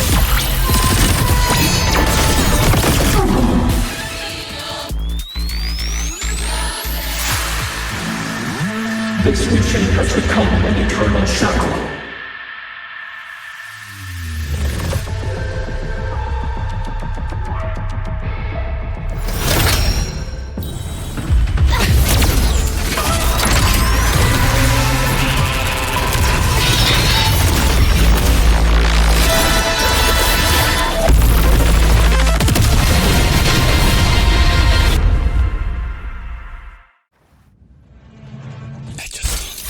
What exactly are you hiding from me? You don't need to. I will protect you. Ina, haven't you noticed you're not yourself right now? Swift and resolute. One with the sounds. Be gone. None shall whisper. Eliminate obstruction.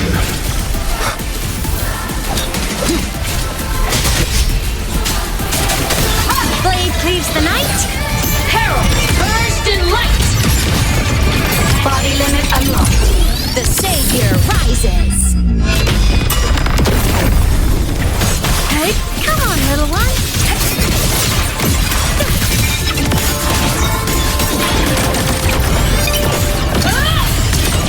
Light show of the finale. Fire! Order confirmed. Swift and resolute. One with the sounds. System integration complete.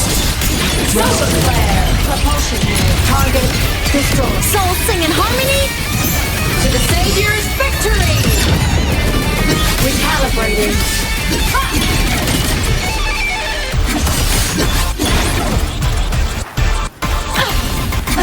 Propulsion mode. Tomorrow, arrested in ruin. Warning. Insufficient power supply. Propulsion mode. Target annihilated. Englobe. Heroes on. Lights up. Blindness checked. One with the sounds. Obstruction. One more time. You will obey!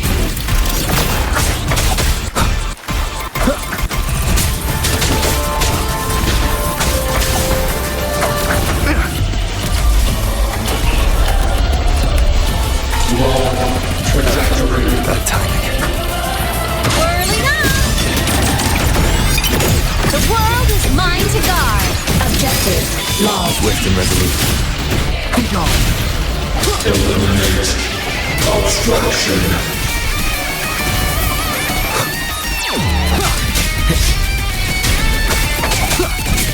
One with the sounds. Starlight over the seas. Scorch through the void. Cannon ammo. Lasers charged. Light wings activated. Stars shine tonight.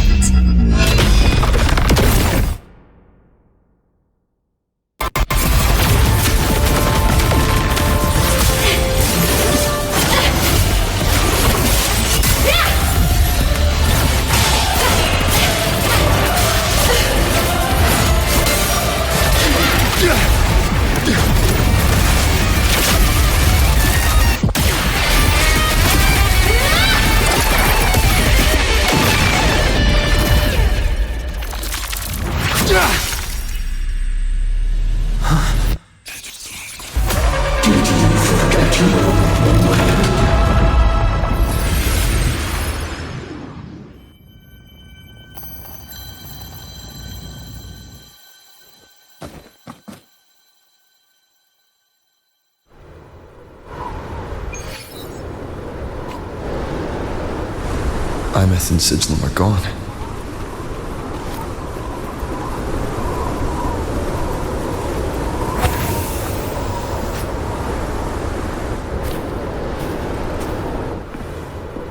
Is this Ameath's old dorm? Since she can resonate with the Exostrider, even after her body was destroyed, her frequency must have merged with it.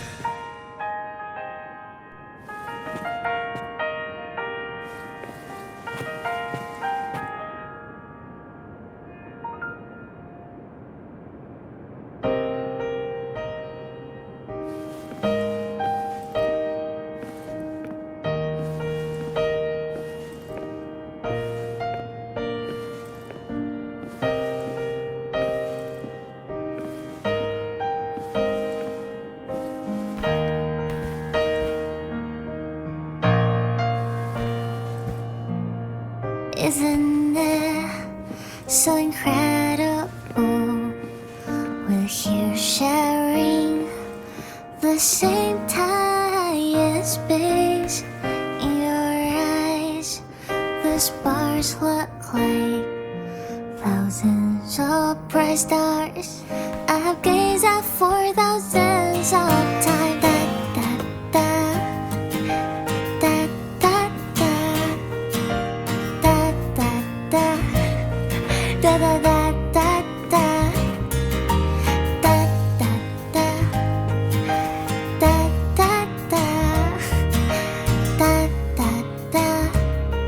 Goodbye. You build a world of miracles, so mundane but precious. A stream of shimmering daily moments return way to my soul. Poster of Fleet Snowfluff's fan meeting. In my feet, that solid ground instead. So I sing together. Every light I'm giving all goes back to you. Goes back to you.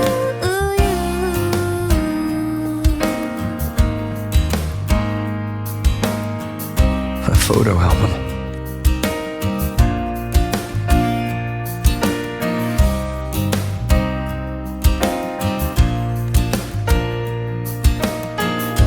I am Ameath, the Academy Star, a synchronist, a savior.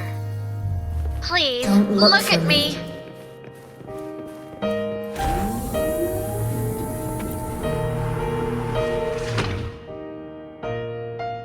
That looks like a projector.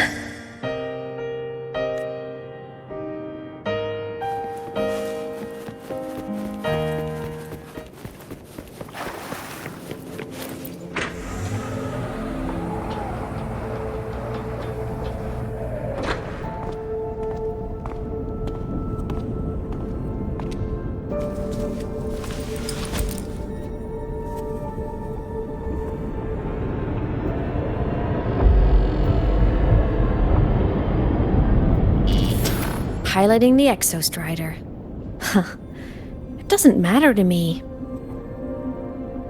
But if this is what it takes to lighten his burden and ease his pain...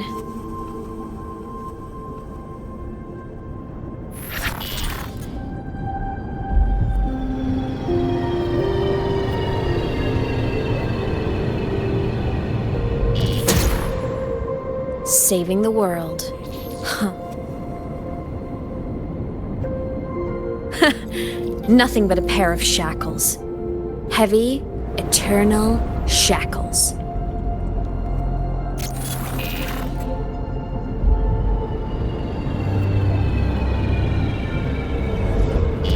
No. He can't ever know this. I must keep this secret. Bury the truth deep.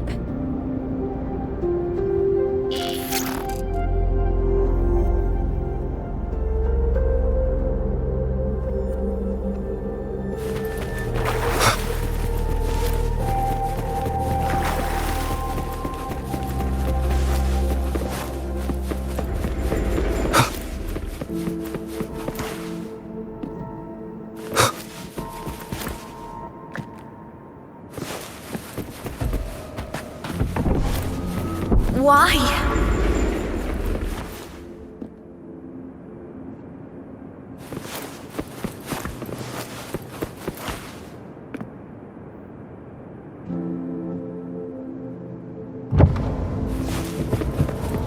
It hurts.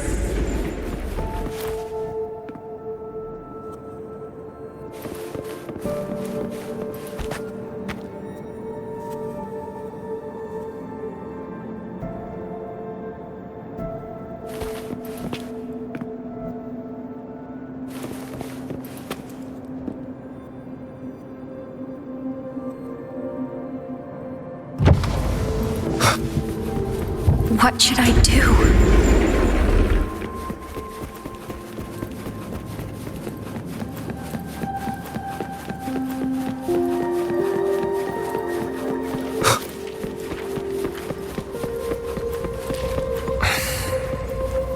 I can't go back.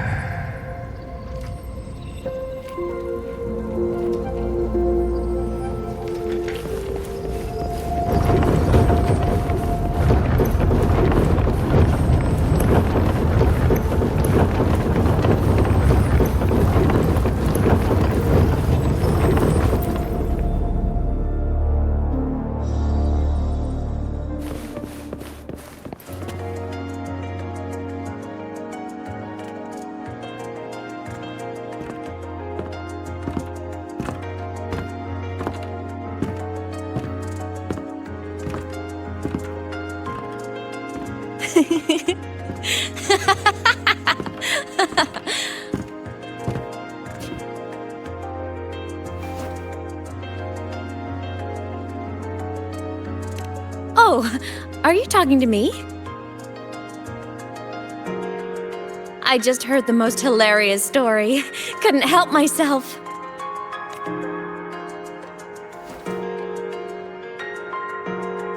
Since you asked, how about I tell you?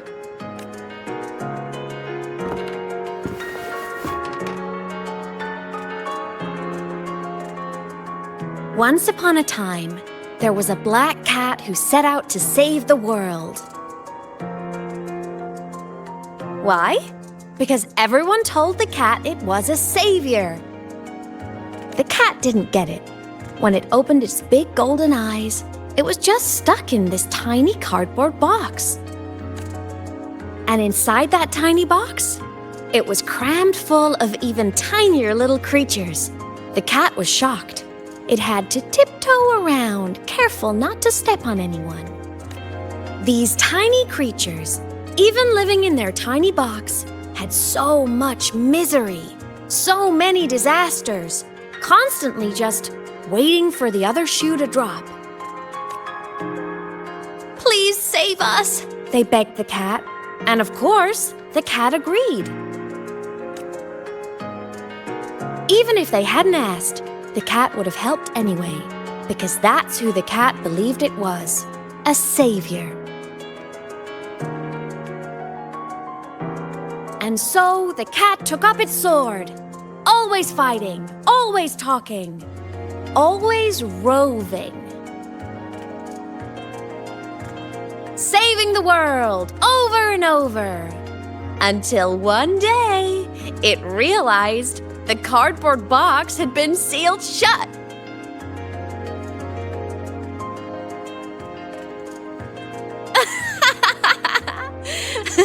Isn't that kind of laughable?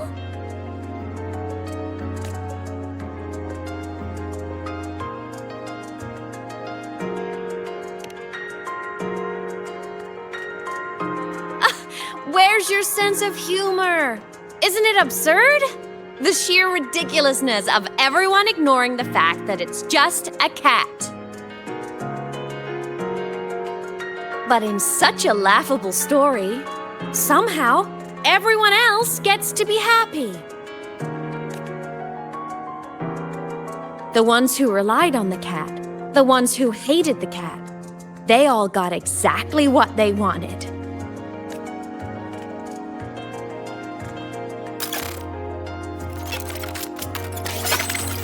But what about the cat?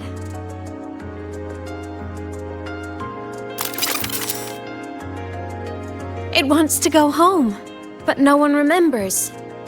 The box is sealed shut, and the ones who put the cat in there have already turned their backs on it. Even the cat itself has forgotten.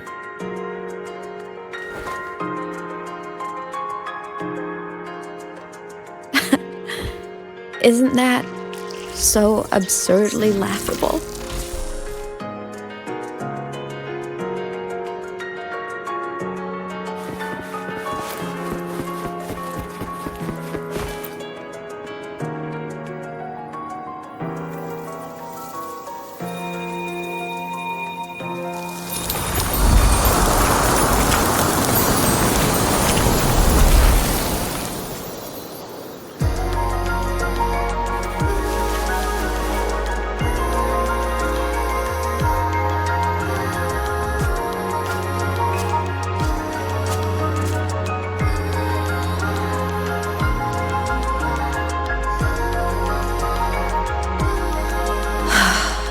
My head's been loud.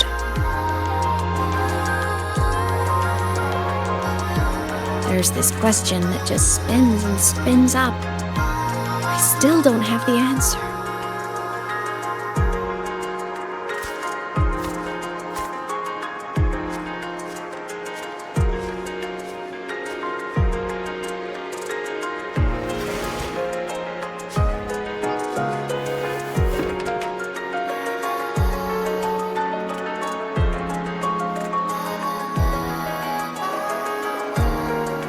Now that you're here, I want to ask you what you think.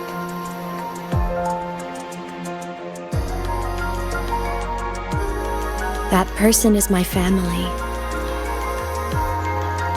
Family is supposed to look out for each other, protect each other. So I want to do something for him. He doesn't say it, but I can see it. All the stuff piled up inside him. The more you hide, the less you share. But I saw him recently, and I think he seems more carefree than before. The sunlight in Jinzhou, the flowers in the Black Shores, the winds of Renacida. He told me all about this new journey. It made me happy, truly happy for him. I guess forgetting can be a blessing. If you don't remember something, it can't hurt you. So I started thinking, maybe I shouldn't tell him what I saw in void space.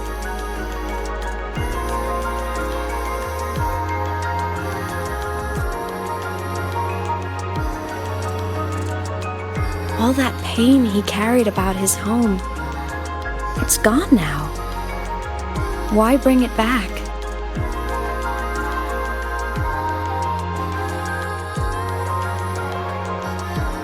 If not knowing is happier, why ruin it?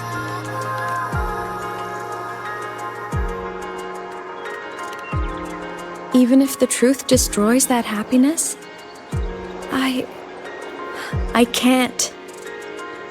I don't want to see him hurt. I want to protect him. We all need a little hope to keep going, right? I want him to hold on to that hope.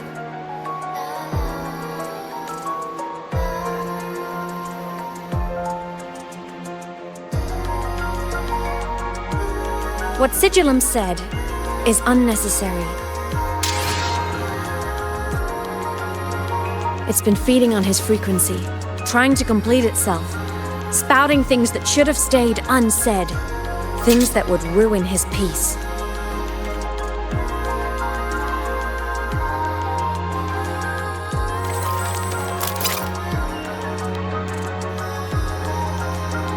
I must destroy it before it spills the truth.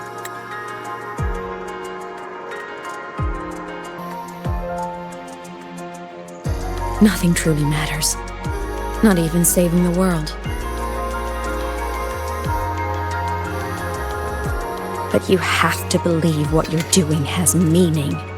That's the only way to keep moving forward. And that's why.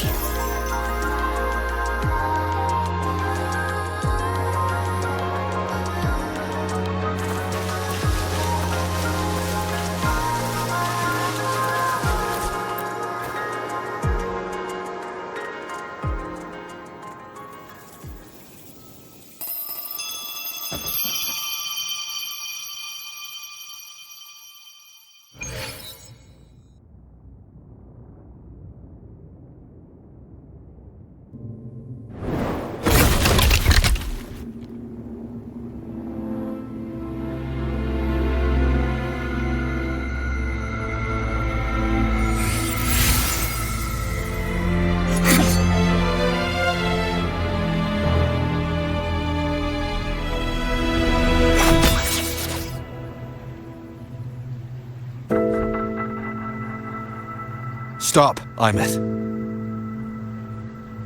I told you to stay out of this.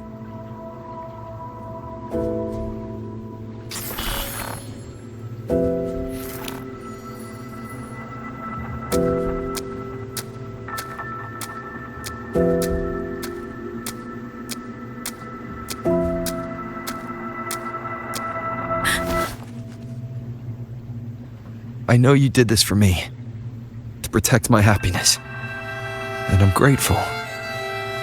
But it's over now. I need to hear it.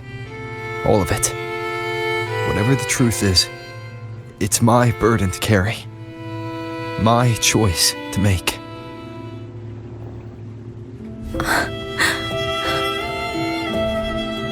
Carrying this on your own hasn't been easy, has it?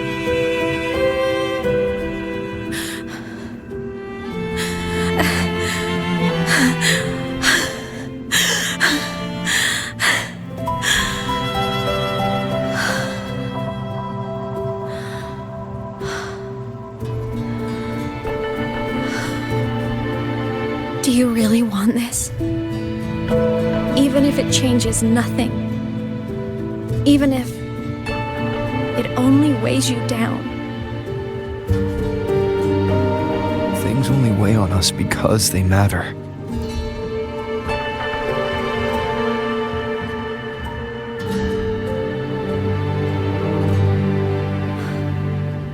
All right then.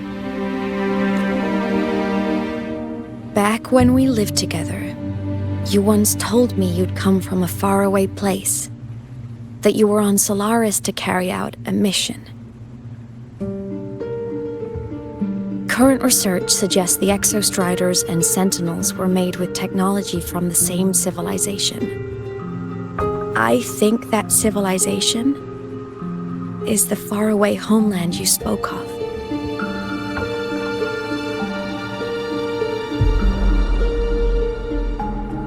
You never spoke of it to me or anyone else again, so I kept it to myself.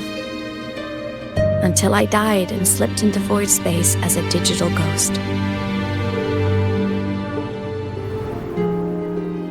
As I wandered through the ruins devoured by the Threnodian, I stumbled upon a faint frequency. Your frequency. Time is chaotic inside void space. There's no telling when it had been devoured. But I could feel your warmth in it. After so long without you, I couldn't let it go. I kept it with me.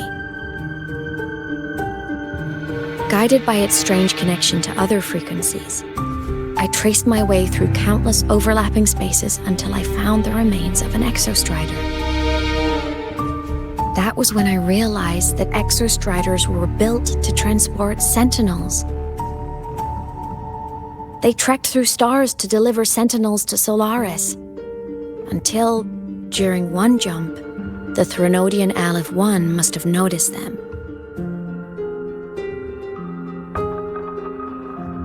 Its hunger had festered for so long that not even devouring the entire universe could sate it now. That frequency then led me to another relic consumed by the Threnodian, a creation built by the same makers of the exostriders. It was beyond my understanding. I could only guess its purpose. A communication satellite. And within its ruined shell, I discovered frequencies tied to you. From those fragments, I saw the messages you sent home. Not about your mission, but full of longing.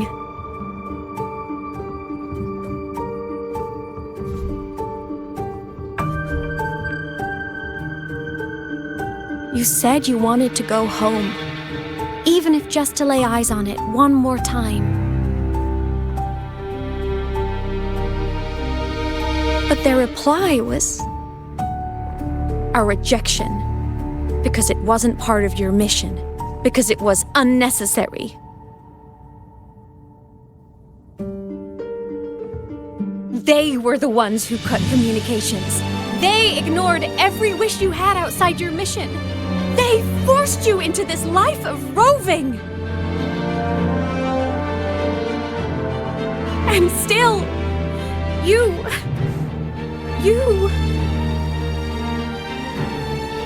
crossed the stars to fulfill their wish. How could they? How dare they treat you like that?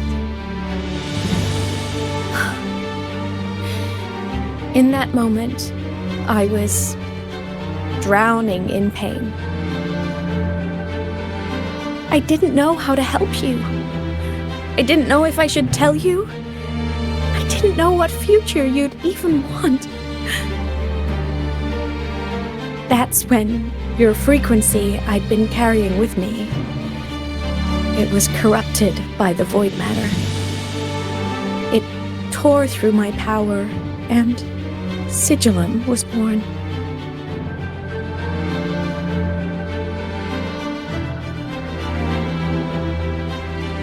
It was born from my mind, from all my worries, my fears, everything I imagined you'd suffered. At first, it acted on nothing but the instinct to go home. It craved your frequency, trying to make itself whole, trying to seize access to my piloting control. So it could reactivate the exostrider and cross the Strider Gate to get back home. Exactly. The more of your frequency it consumed, the more coherent it became. I couldn't let you hear those words, so I tried to destroy it. This is what I've been keeping from you. I'm sorry.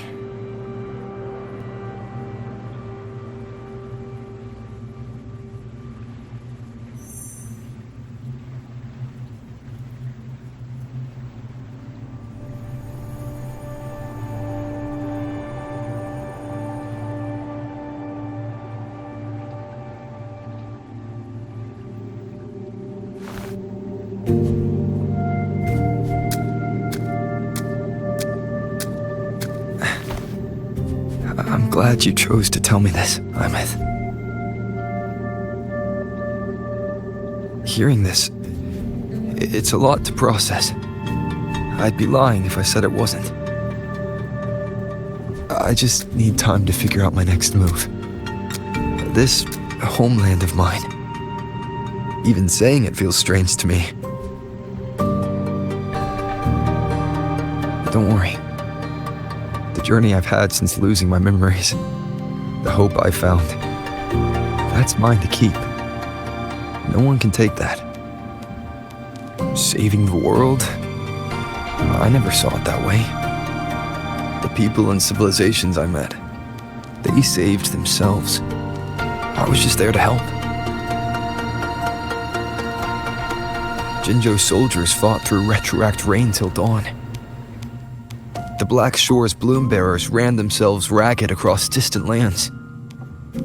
Renacita's factions all dared to defy the dark tide.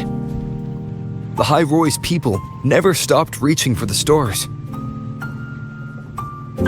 I'm no savior who fell from the sky, and no one ever saved themselves by waiting for one. There's been plenty I couldn't do. Losses I couldn't prevent. Sacrifices I had to accept. But I'd do it all again. Every bit of it. If this was a mission from my past, I'd be lying if I said I didn't care what they thought of me now. But that's a question for later. Right now, we have more important threats to face. The fact that I choose this path even without my memories, that tells me this is who I am. I can't stand by while the lament brings suffering. I care about this world too much. But I'm afraid you'll feel alone. With everyone here? With you here? Not a chance. I will be there for everyone as we head toward our shared future, leaving the past behind.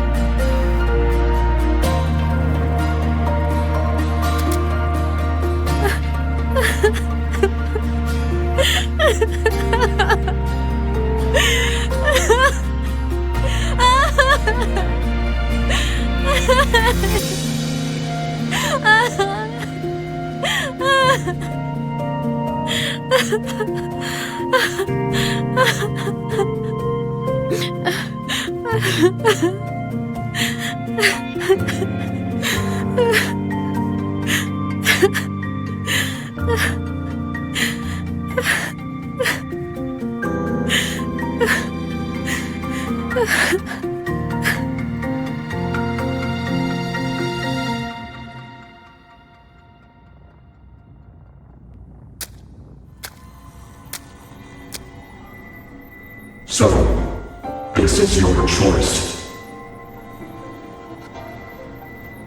Is it worth it?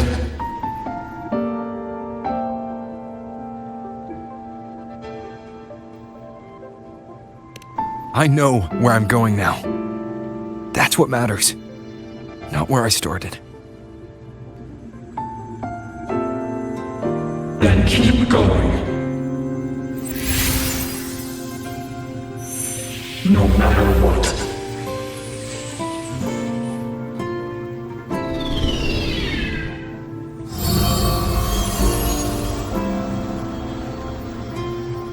The core! It's returned to the Exostrider. It's one step closer to finally awakening!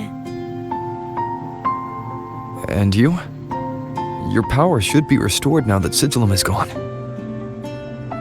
It's more than restored. The core's return has rebuilt my frequency from the ground up. I'm a full Exostrider resonator now. My original body is still gone, of course. I'll always be a ghost in the machine. But my existence is now strong enough to be detected. It's like a faint current turning into a bright, flickering spark. So will others be able to see you now? That's right. guess our little road trip movie's come to an end. Time to head back to Star Torch Academy. Together!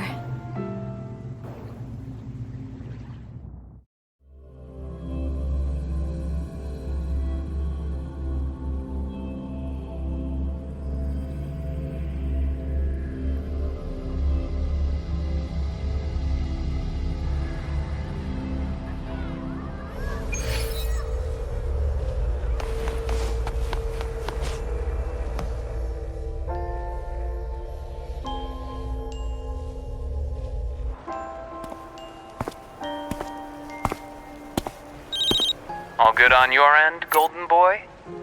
Sela mentioned the Exostrider in the Frostlands just moved. Please tell me that was you. That was ameath. Given how well you know me, I assume you know her too. You found her? I brought her back to the academy. It's a long story. I'll fill you in when there's time. Understood. But I do have to ask, on Lucille's behalf, what's the status of the core? It was returned to the Exostrider. That explains it. The Research Institute is reporting a spike in void matter concentrations over Lahai Roy. Voidstorm activity is kicking up again.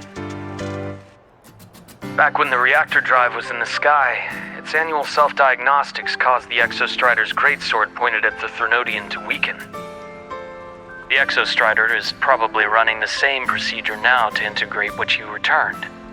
Best for you both to stay within the Academy until peak season passes. All right. I'll be careful. Next time you're in the infirmary, we should revisit your old plan. The one tied to the Exostrider, the Strider Gate, and the Threnodian. For now, just be with ameath. It must be a great relief to have her back. I'm happy for you. You've earned a break. Get some rest. Looks like ameath is at the auditorium. What's she doing there?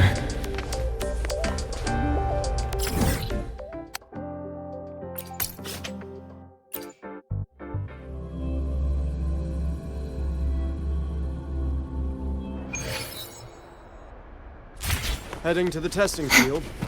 Be careful.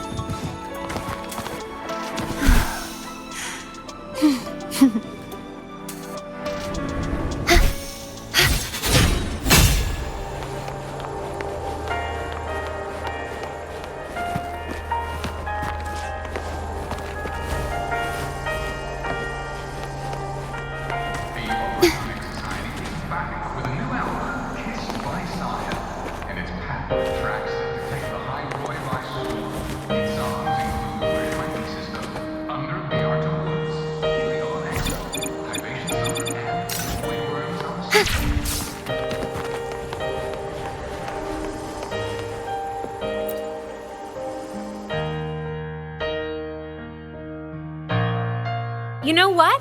I just had a brilliant idea! Why do I feel like someone's about to get in trouble when you talk like that? Hey! That's a totally unfair stereotype from when I was a kid playing with snowfluff seals. I was just thinking, now that people can actually see me, I could, attend my own fan meeting! An unfinished song completed after all these years. Doesn't that sound amazing? I know, right? You have to come too. You have to see this star perform.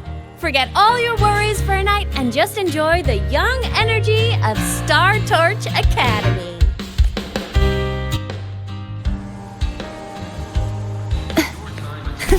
I can fly too. Entries open, everyone!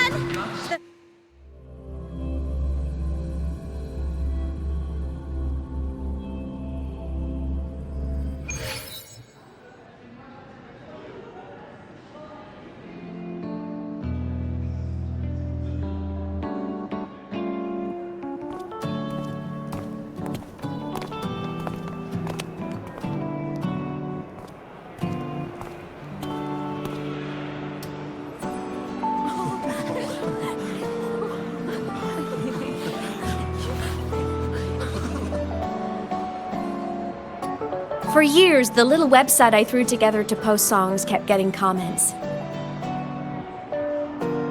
They'd talk about how much they loved a song, or share problems they were having in their lives, and then they started connecting with each other. I never saw myself as a hitmaker. I was just an amateur, singing what was in my heart. But over time, they stopped being just my songs. They became a melody that connected people. If my listeners want a complete song, I'll finish it for them. Or maybe for me, too.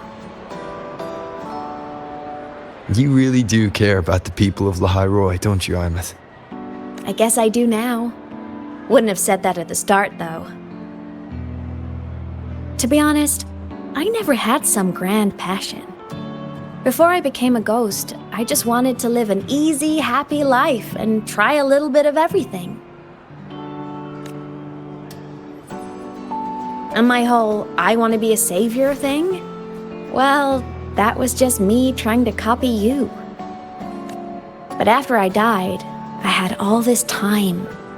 Time to notice the people and things in Lahairoi I'd overlooked before. So many people here dream of becoming stars themselves, but that was never my dream. I'd rather be the one who looks up at the stars. The one who watches over them. Really? But the way I see it,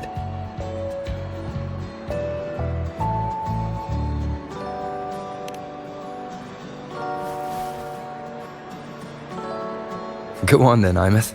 I want to hear you sing. You'd better, 'cause you're my most important audience today. But first, you need a better look for the show.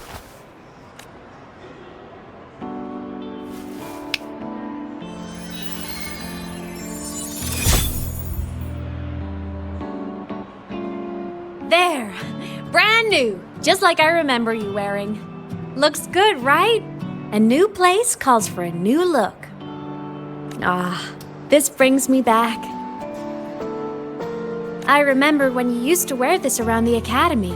You'd leave a whole trail of swooning admirers in your wake. Solaris' great savior.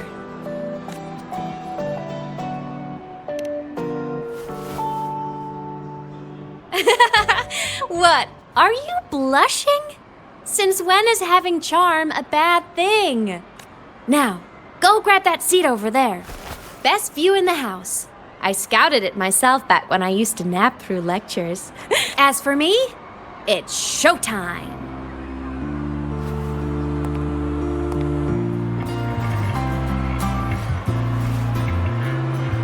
My homeland, the Sentinels, and the Exostriders.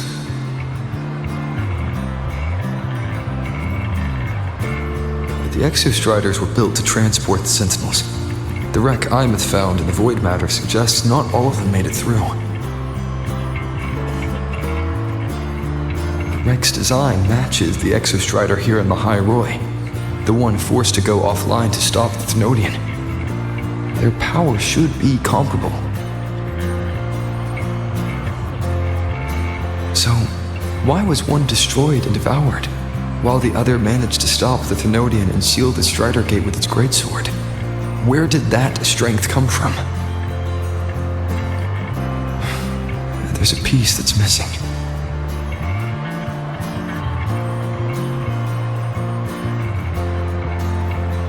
All done. Let's go.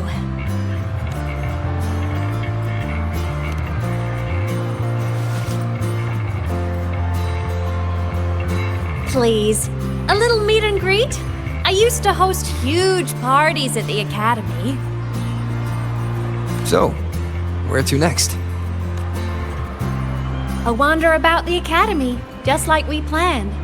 No rush, just a quiet stroll.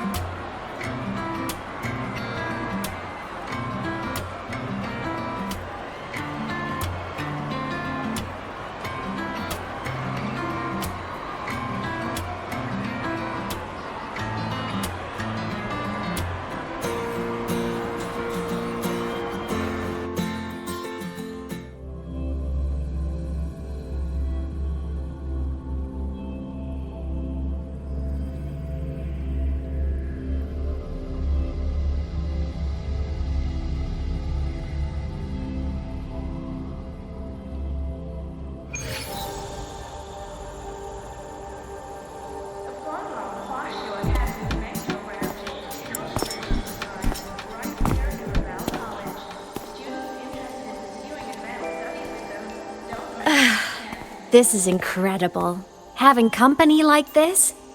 The boredom I felt as a ghost could have literally killed me again.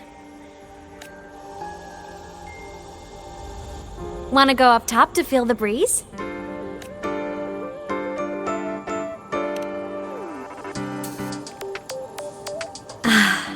I'm so happy right now.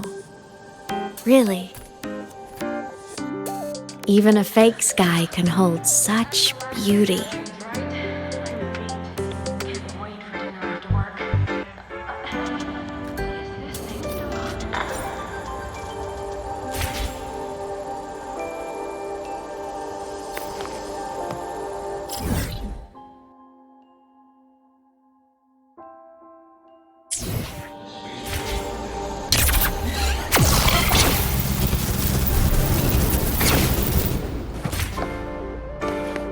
Let's just make do with a Nutri-Pack for now.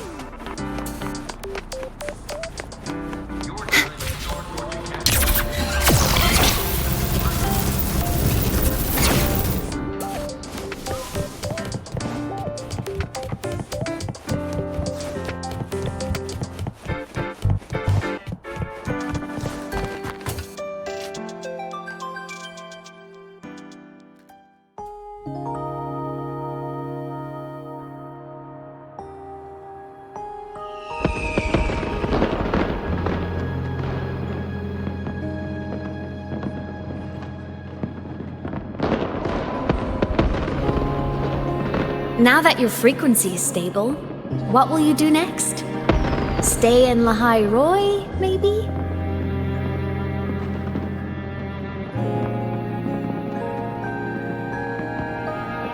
The Thermodian here needs to be dealt with first. Of course. Typical workaholic. I knew you'd say that. Aleph 1 won't be an easy fight. But I believe in you. You're the one who keeps making the impossible possible. And after that, will you keep traveling? Any destination in mind?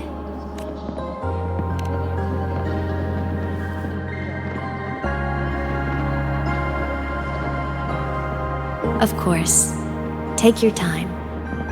This world you've chosen is vast. You can go anywhere.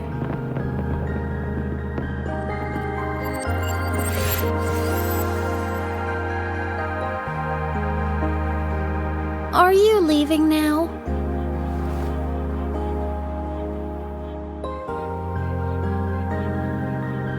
Yes. There's something I have to do. The Academy will look after you. Or you can go back to live in Bjorder Woods. When will you come back? I don't know, Ameath. I'm sorry. But I'll come back to see you when I can. I promise. You promise? Promise. Then I'll wait for you here in Lahai Roy. Don't feel you have to. The world is vast. Don't let me or Lahai Roy hold you back. But you can live for so many years. What if I'm gone by the time you return?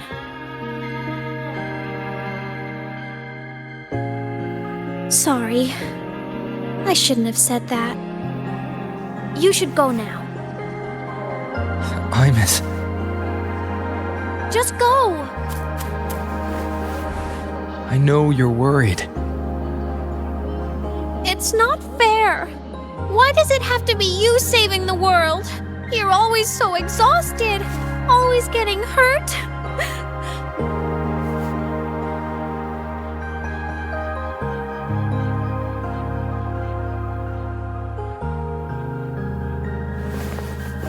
Look, Ameath. I've walked through lands torn apart by the lament. Every tear weighs me down, and every cry breaks a bit of my heart. Their pain is no different from mine. Neither is their joy.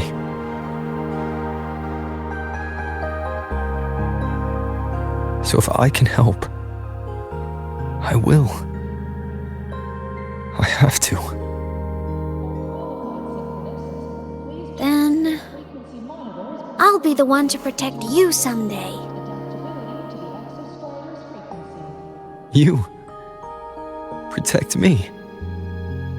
Yes! You're not invincible.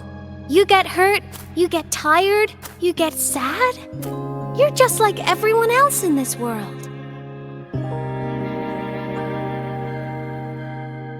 So I'll protect you. I'll chase off anyone who tries to hurt you, like Katia from Space Fantasy. I'll become a savior, just like you. Don't laugh, I'm serious. All right. I'll stop now. I know you're serious. And I'm listening to every word. I'll be counting on you then, ameath.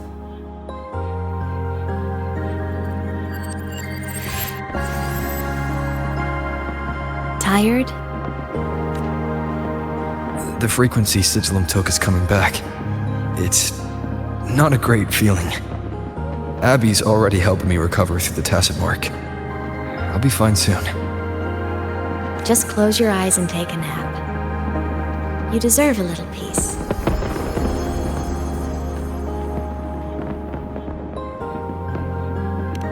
You can count on me.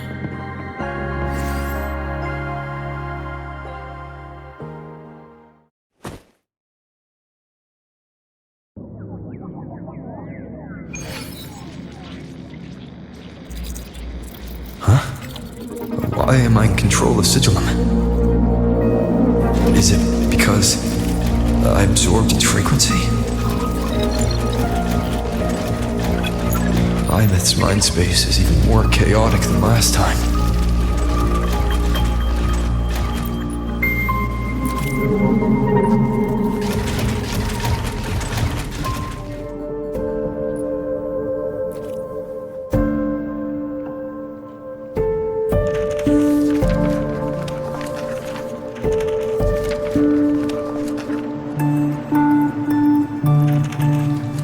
Sigillum. Back for more? Thought I made a mess of you last time.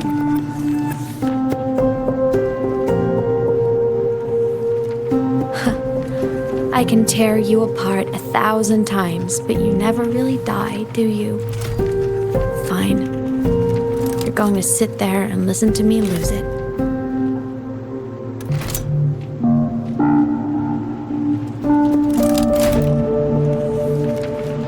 After all, there's no one else to hear this.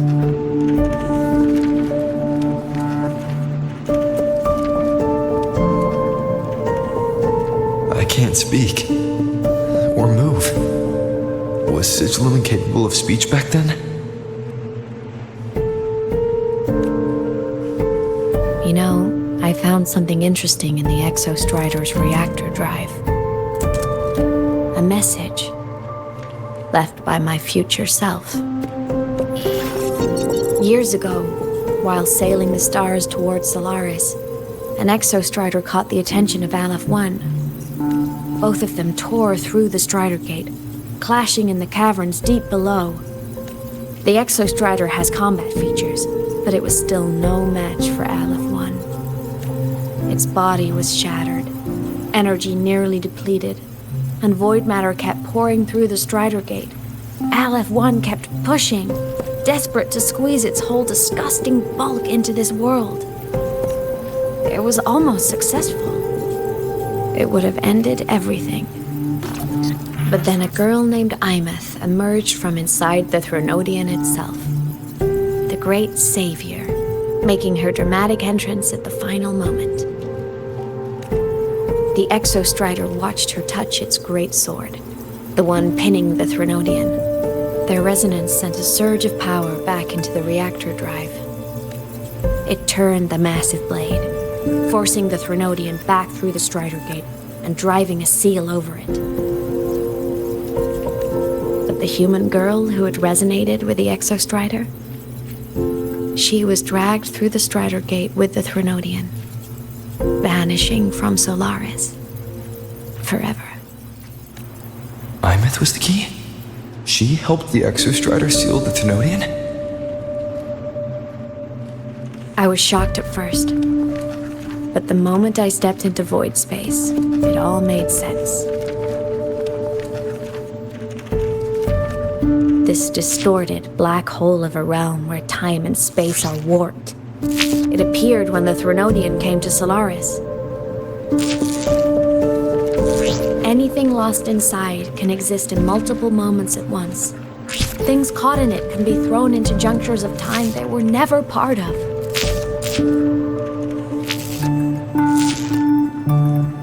And I can move through it all. The void matter can't touch me.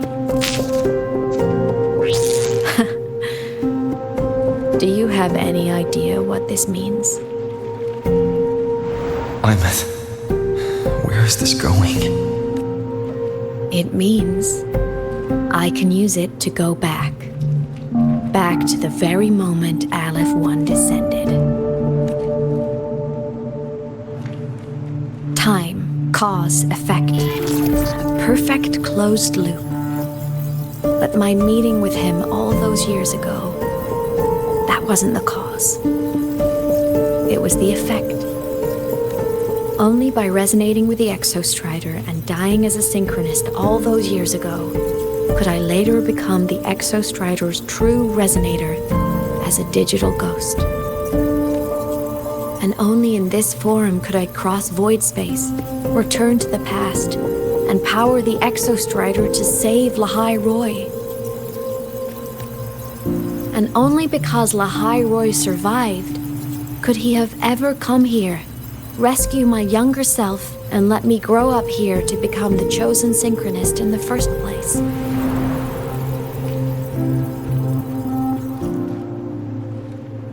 No, I have to get Sigillum to move. I need to stop! Only I can do this. It has to be me. Just like him. I can't turn away from a responsibility like this.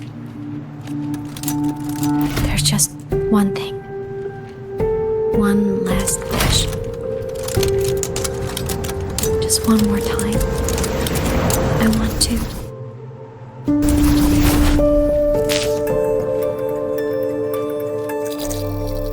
Ameath.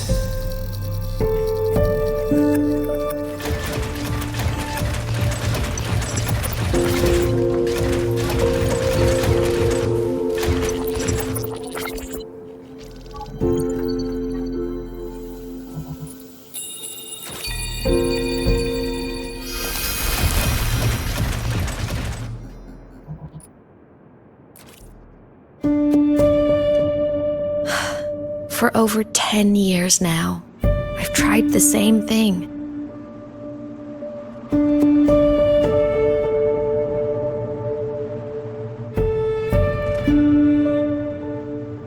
Every time the reactor drive ran its self-diagnostics during peak Voidstorm season, I tried to reverse time. And every time, I failed. I just wasn't strong enough. But now, further along the timeline, the edges of void space are beginning to collapse. I don't know why the Threnodian is changing, but I know there won't be another chance.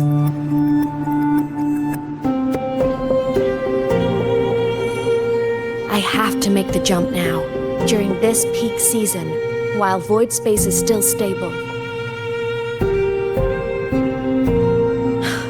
I'm not that child who needed protecting anymore. I have a duty to fulfill. Lahai Roy is my responsibility. So if I can help, I will. I have to. But before I go, I want to see him again. That's my one selfish wish. I want to talk to him, to know how he's really been. I want to spend a little more time with my family.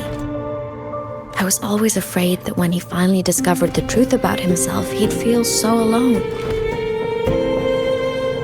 But it's all right now.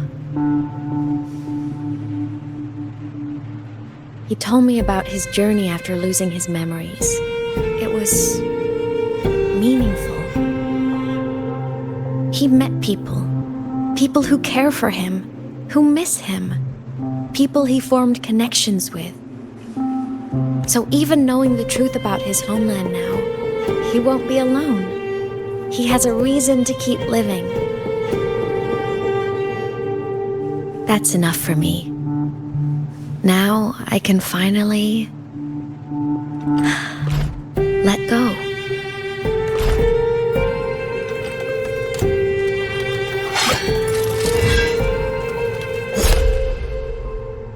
You? How?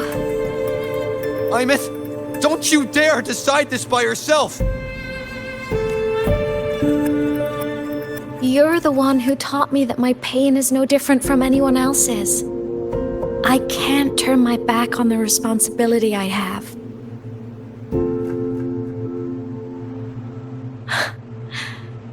Forgive me.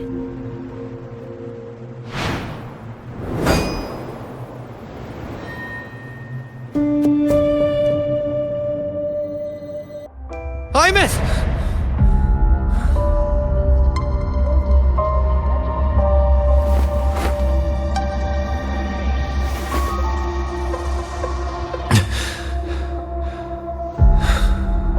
She's gone.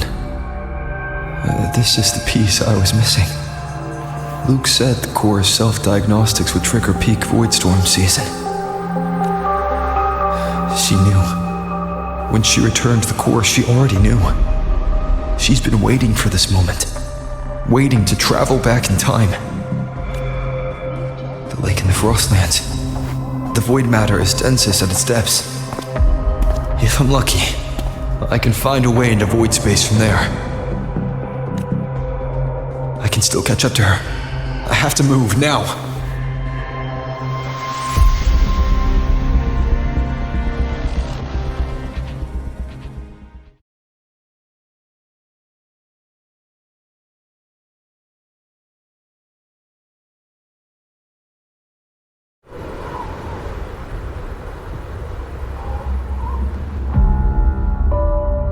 I'll have to jump into the lake from there.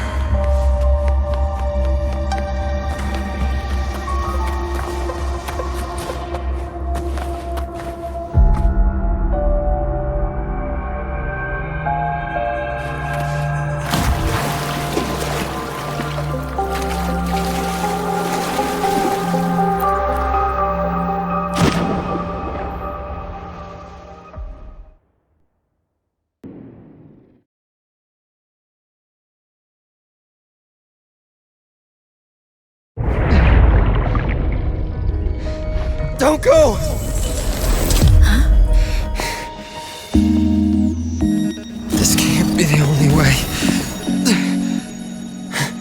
It is. The void matter can't hurt me.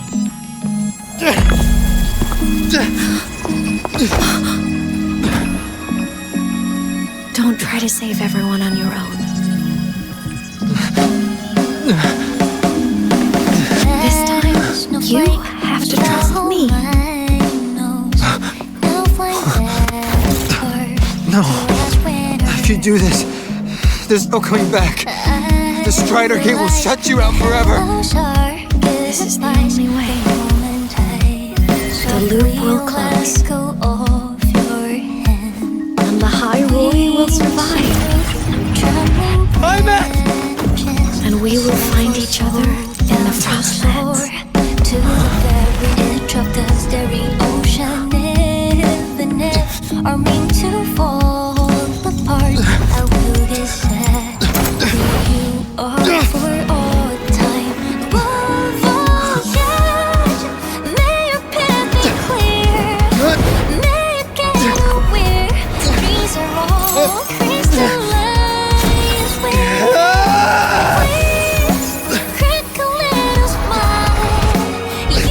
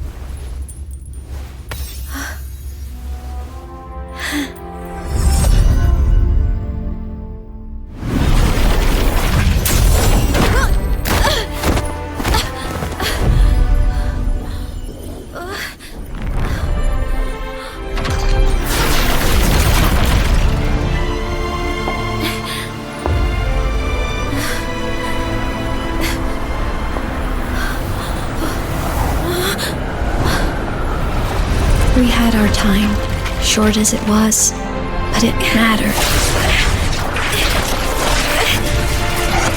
But even family can't stay together forever. The time to part always comes.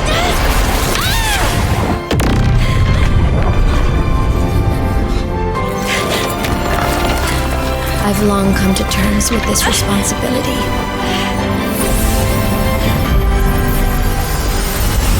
I don't regret a thing.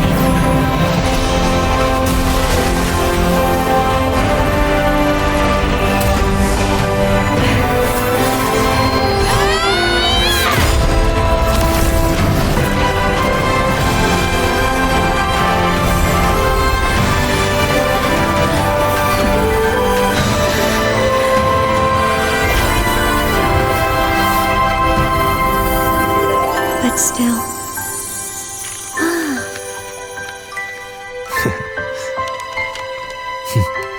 Wish I didn't have to leave you.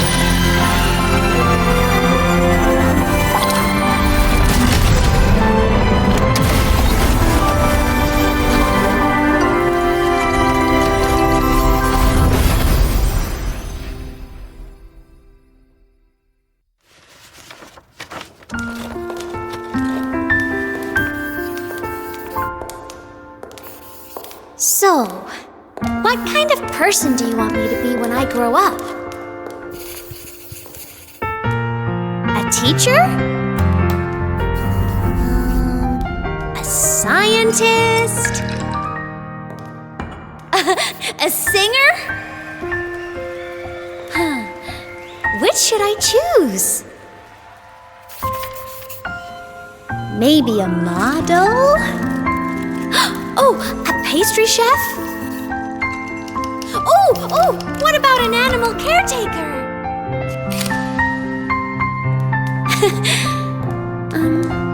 What would make you proud? Ameath? My only wish for you is that you live a happy life. I see. And you? What's your wish for me? I wish that in your long, long life, you never forget how to feel the sorrow and the joy. Oh, getting to share this final journey with you makes me so happy.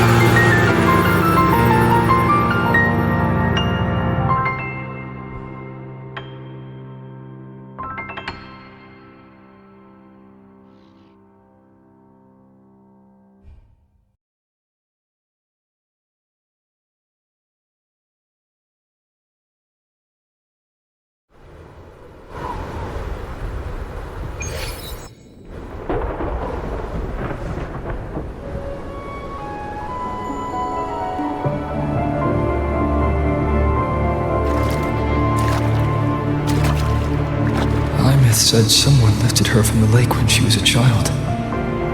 That's when she lost her talisman. It wasn't my past self who saved her. It was me. Right here. Right now. My failure to save Ameath, has it already become part of Lahai Roy's chain of cause and effect?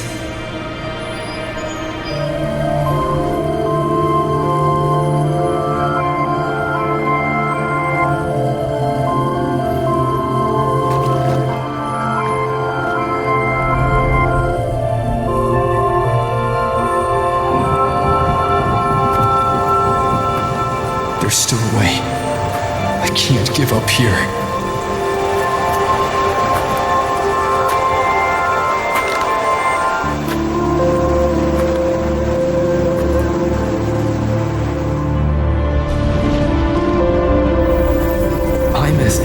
other side of the Strider Gate. I'll just go through it and bring her back. Someone has to pilot the Exostrider, open the Strider Gate, and deal with the Thenodian anyway.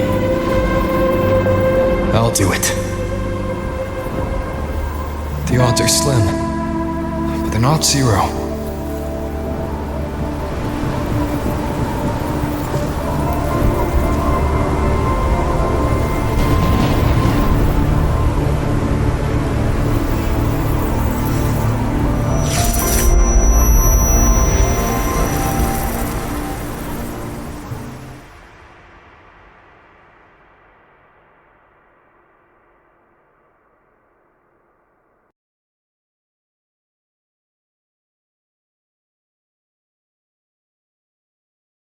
We've got the mind-bending herder, the eccentric...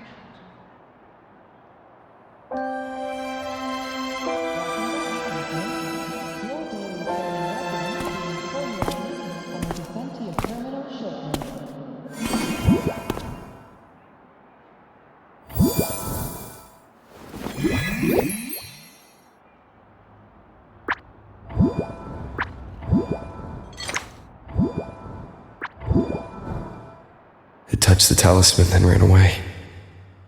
Is it trying to lead me somewhere?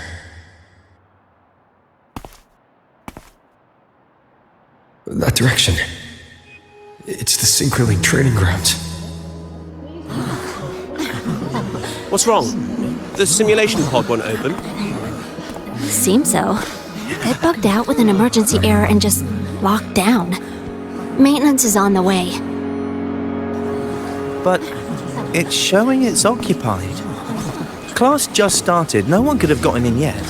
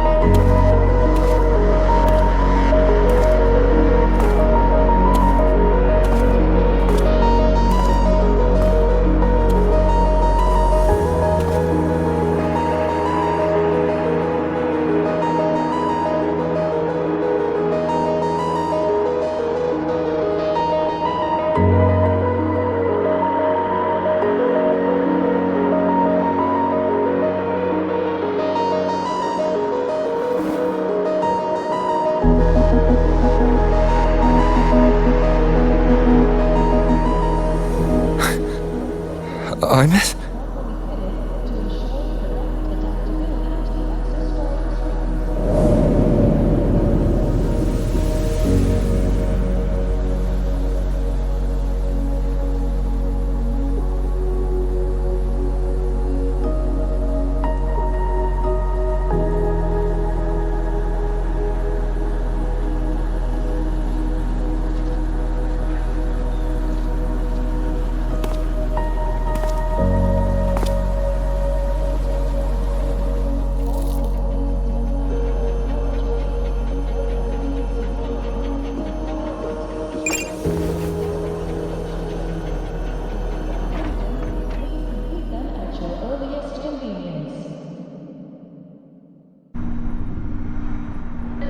The train for Star Torch Academy and the Frostlands will be departing soon. All passengers, please take your seats and fasten your seatbelts. Void storm hazard level at transit stop low.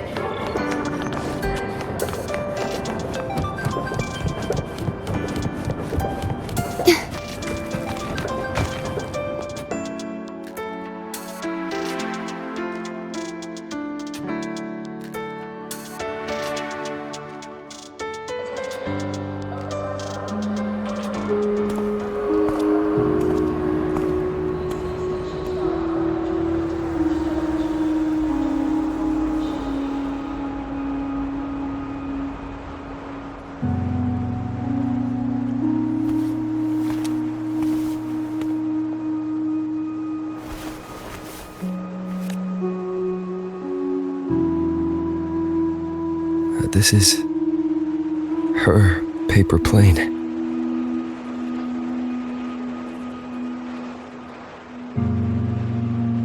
You can keep it, if you'd like.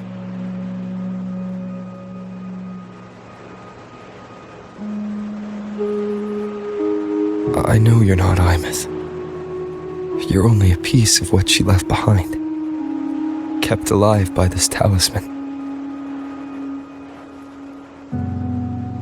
But if you exist, it means she's still alive too, doesn't it? Otherwise, the Solace Kin couldn't have brought you back.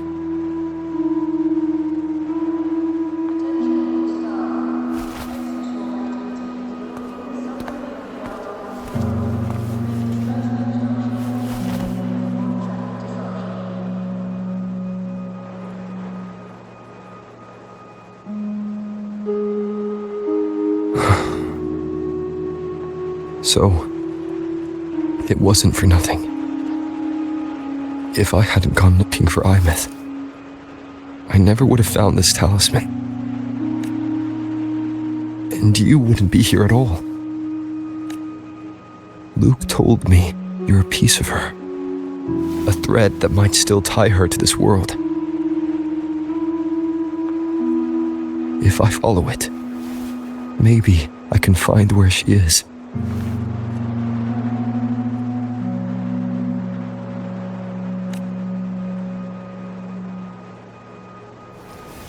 You might have only said that to comfort me. No one has ever seen what's beyond the Strider Gate. It's all just guesswork. How long has it been for her since she was pulled into that chaos? Is she still alive? And if she is, how much longer can she hold on?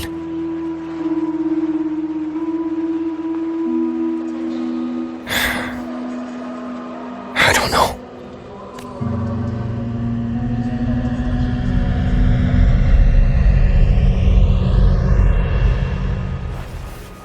But I will hold on to hope.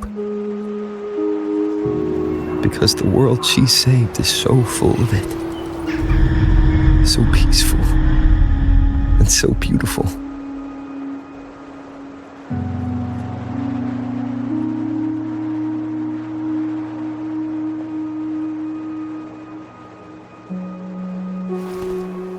It's strange, seeing Ameath so quiet like this.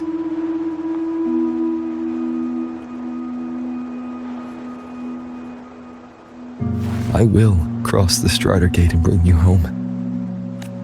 Wait for me, Ameath.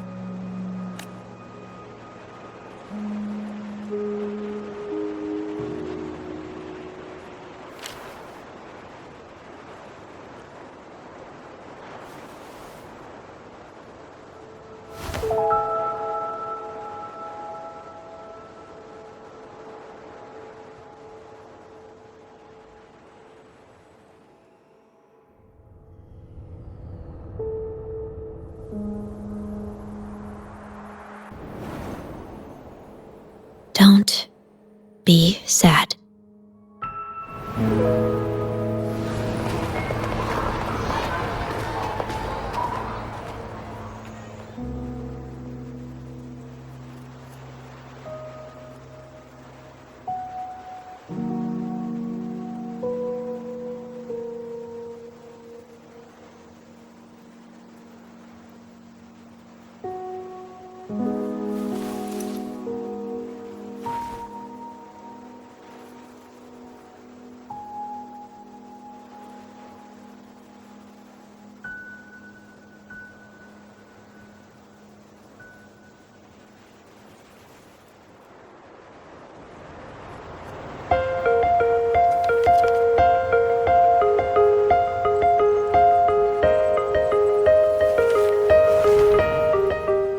Christian